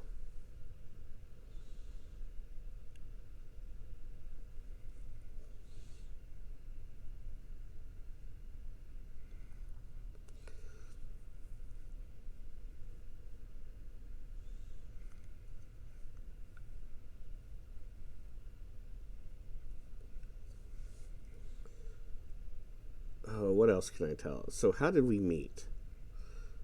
Well, so years ago, myself and Shaggy B ended up taking a class together, which was it was kind of an odd setting because there was without giving too much away, me and Shaggy B have the same job, and we were going to college for that job. But at the time, we were taking a specific class for a specific part of that job. And even though it shouldn't have been so, me and Shaggy B already had jobs doing that job, which was rare. And on the first day of class, the professor was talking through it, and she mentioned that there were 2 people in the class already doing the job that the class was teaching us to do. And both of us thought that was weird, because who was this other person that was in this weird situation that shouldn't have been in? And some things kept coming up in the class where people didn't understand why you would ever do this, and it was always something that me and him randomly were already doing, and we could, we kind of started hanging out because we were always the weird people in that situation.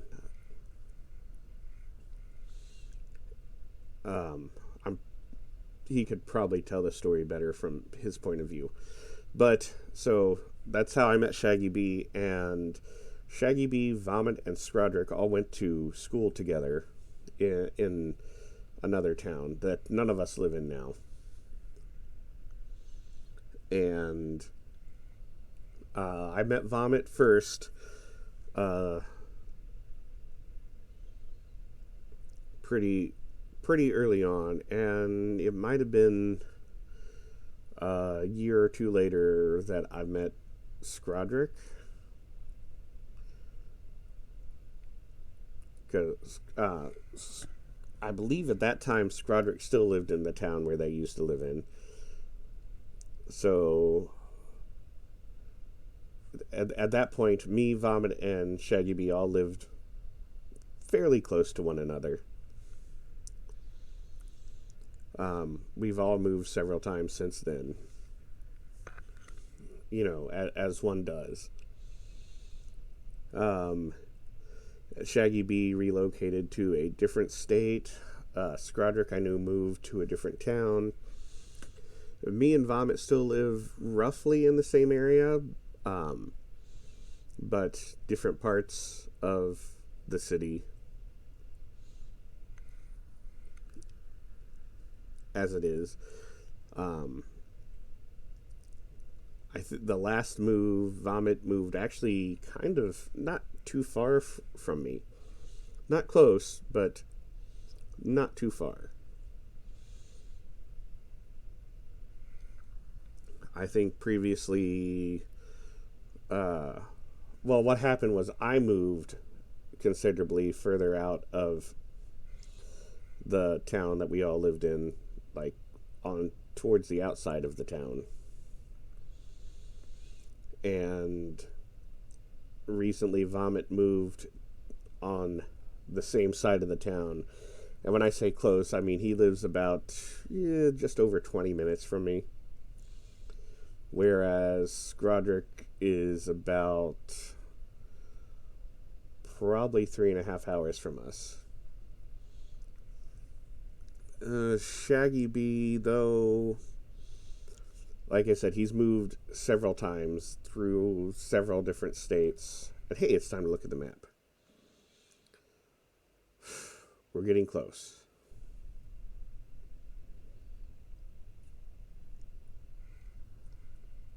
Check and make sure the recording's still going. Yeah, Shaggy B is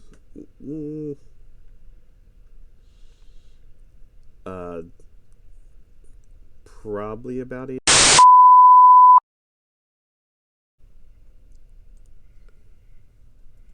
Hey, welcome back, Internet. So the thing that I was afraid was happened, which was my recording stopped because the file was getting too big.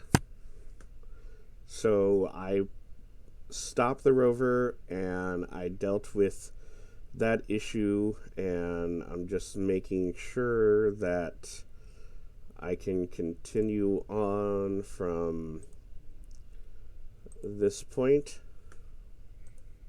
So there will be a short break in the video. I'll merge them all together. But that is why there was a pause or some sort of thing there.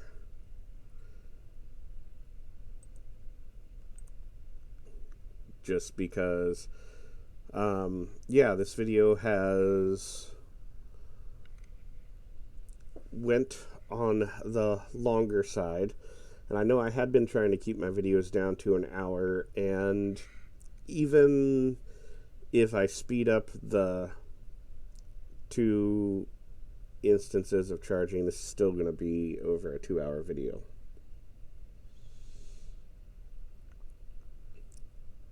But it is what it is. We are so close now that I'm just pushing on, and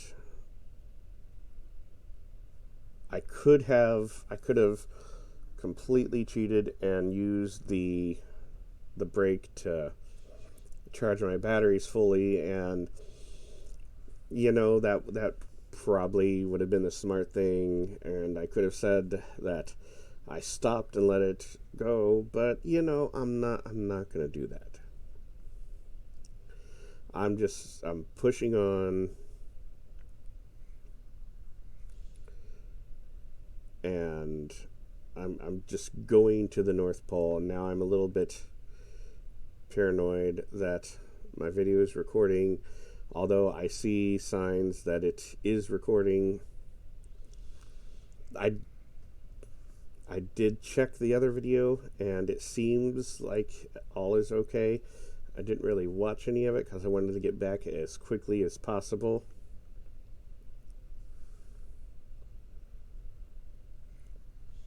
And at this point, I am going to be checking the map every 5 minutes.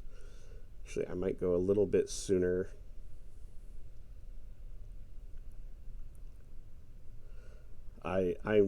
I'm anxious now. There we are. Because we are this is the, shall we say, the end game of this whole series.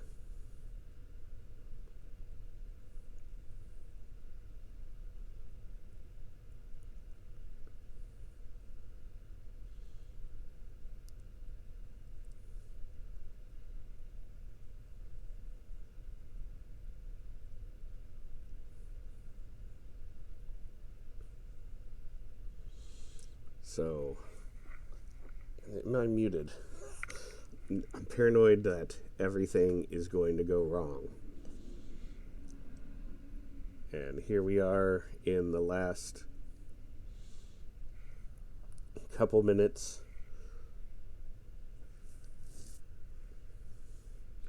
I'm running entirely on RTGs now, which this is about the best speed I can make just running on RTGs.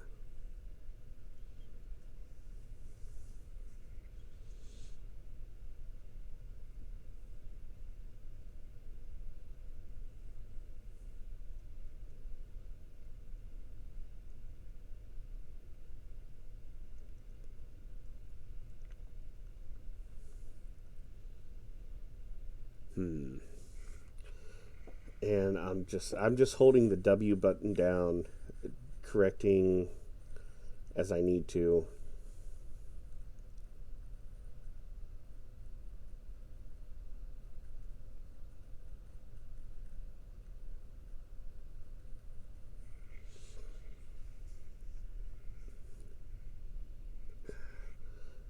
And I'm going to check the map every 5 minutes, although I know we're getting closer. In 2 more minutes, I'm going to check the map, and I expect to see that we are almost on top of the North Pole base. And I'm hoping that I won't have to check the map anymore after that, because the next time I will come into view of the North Pole base.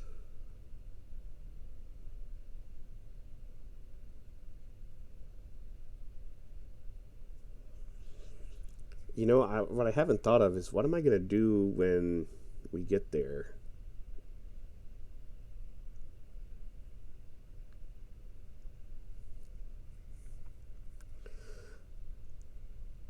I guess I should maybe,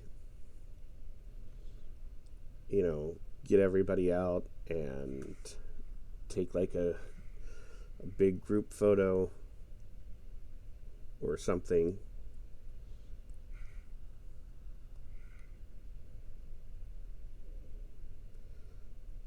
See, how many Kerbals do I have? I think I have 10 Kerbals with me. I don't remember how many Kerbals the base holds off the top of my head. I think it holds at least 16. Possibly 17 if I have somebody in the upper observation cockpit command station portion.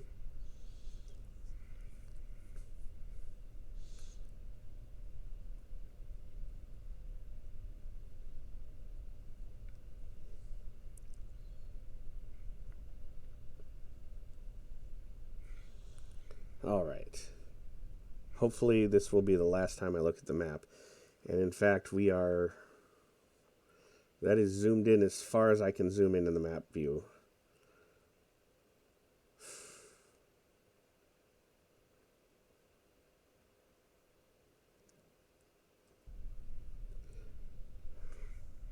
So I'm hoping we can be there within 5 minutes.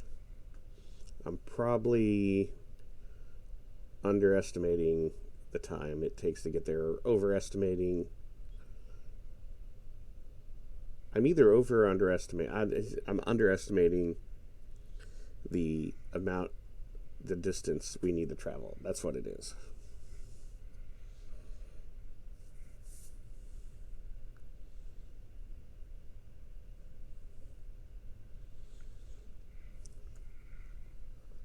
So the other thing, and I have taken 2 breaks during this. I didn't take breaks during one of our previous episodes that turned out to be almost this long, at least in recording time. I plan on cutting down at least 2 half-hour recharging segments. But what I'm trying to say is I really need to use the restroom. So, it's a thing. And I'm hoping I make it to the North Pole base very quickly.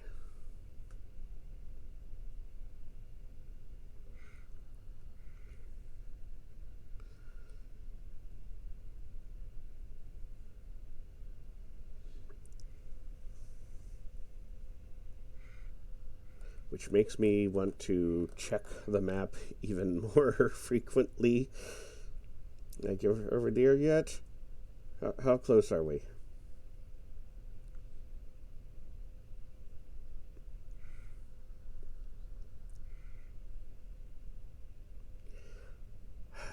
I really probably should have broken this into 2 episodes. But, it is what it is. I'm not going to go back and do it now.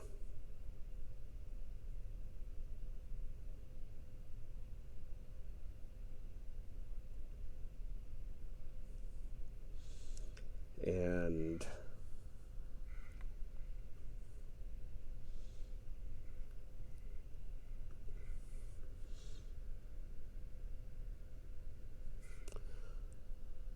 I'll tell you what I am going to do. If we are not quite there yet, in 2 minutes when I look at the map view, I may actually go take a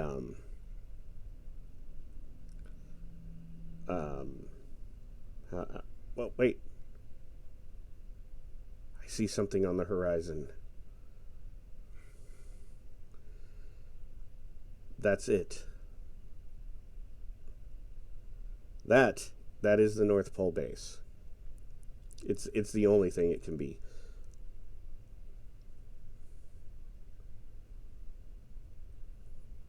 So they're off in the distance. 17 episodes.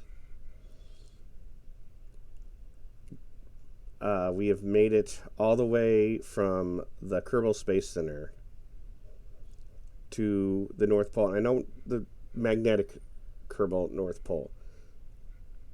I mean, we're really not that far from the North Pole, but we have made it here to the North Pole base.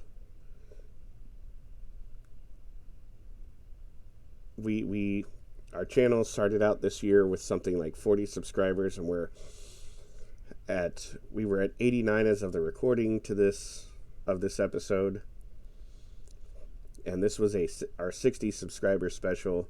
This was originally going to be our 47th subscriber special, and then it was going to be a 50 subscriber special, but before I could even put out the whole challenge video, we had already reached those limits. So, this has been a journey. And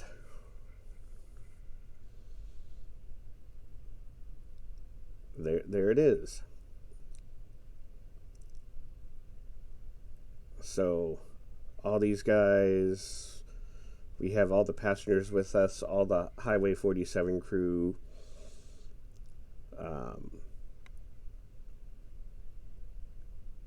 My other co-content creators, Shaggy B, Vomit, and Skrodrick. And several of their wives have appeared on there. That sounds weird, like they have several wives. Vomit and Shaggy B's wife, I should say. I honestly think my wife was in one episode as well. I want to say we've had several. I know we've had a couple other guests, but if you've stuck it with me this whole time, I commend you. This has been a huge journey, and now that we are here, the next Kerbal Space Program video will probably actually be going to space. But hey, the season 2 of the Reusable Space Program will be starting next year. When Kerbal Space Program 2 comes out in February, I will be doing some of that. I don't know if I will try and recreate a reusable space program there, at least yet, because from my understanding, not everything will be ready right at the beginning.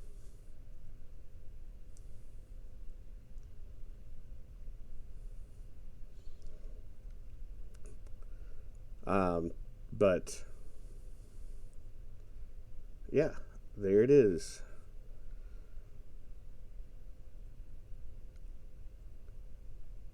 So, help us get to 100 subscribers, and during Season 2 of the Reusable Space Program, I will drive this rover to the South Pole.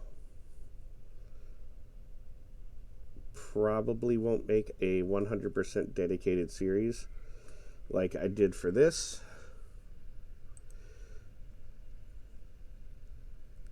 But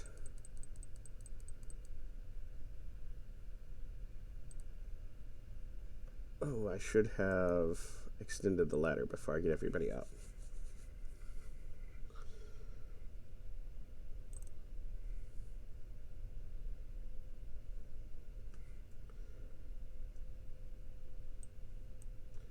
So let's just get everybody. Dr. Orgnag. Oh, there are people on the North Pole base. And these guys are already in the tower. We'll get to you in a second.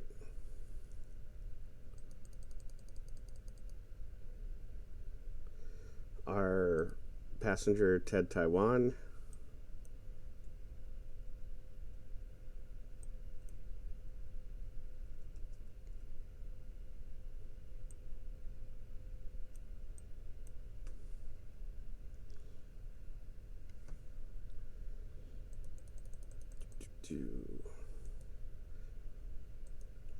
Dracofunk.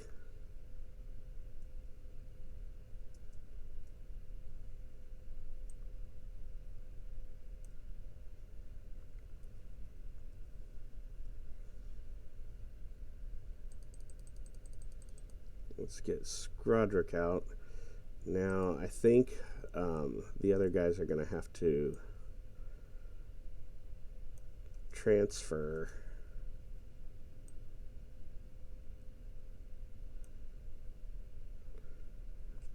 Because they won't be able to get...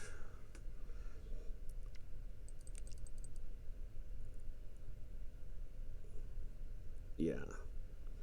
So let's go ahead and just transfer Vomit first, and then let's transfer Kohaku, and then let's, come on, transfer Shaggy B, and then transfer Ed Steve.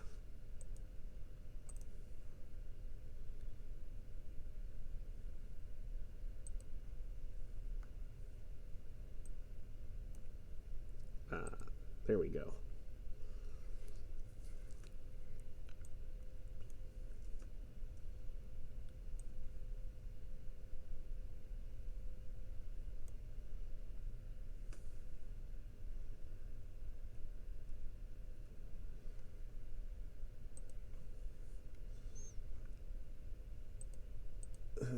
Get everybody out.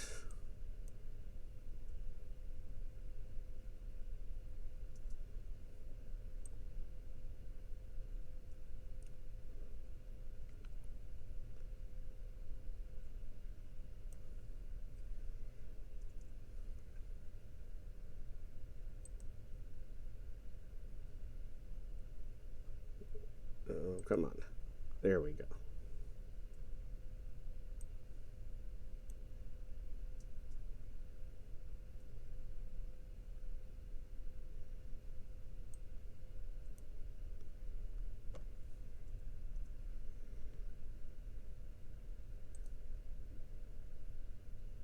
And even though I could probably get Bill and the Dracofunk Kerbin, I think I could get them out from the Rover. I'm just going to go ahead and transfer them as well, just because it will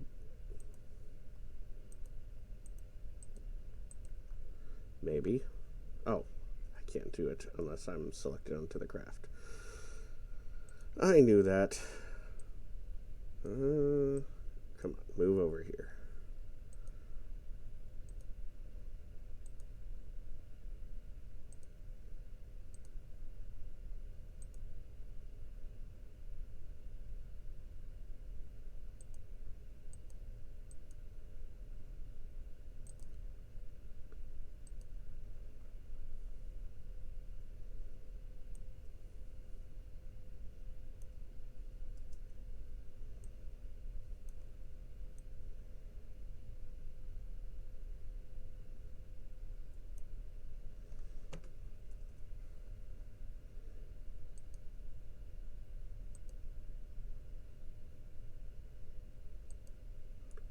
I wonder why he said EVA was unavailable. That was weird.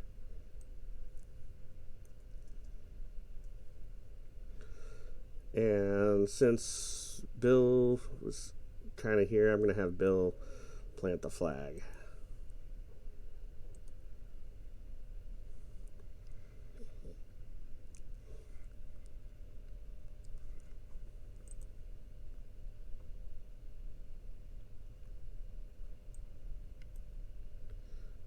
There it is.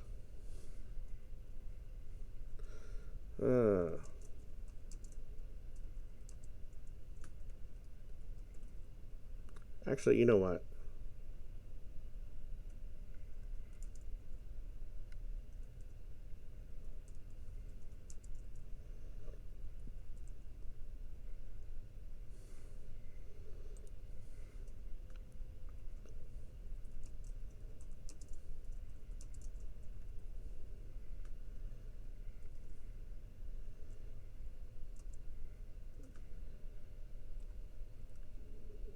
Nope, not 13.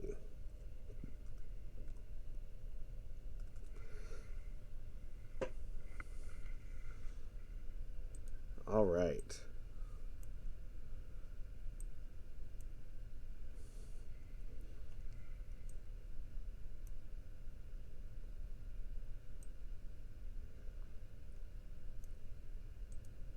Dracofunk.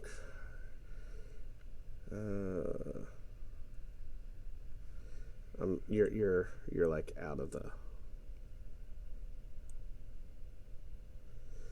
Leave it to Dracofunk to be the one that's actually causing all the problems.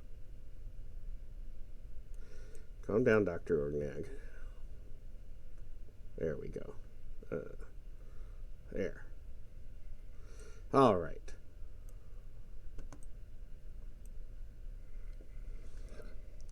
Well, thanks for watching. Thanks for putting up with this. And be safe, everyone. And we'll see you next time.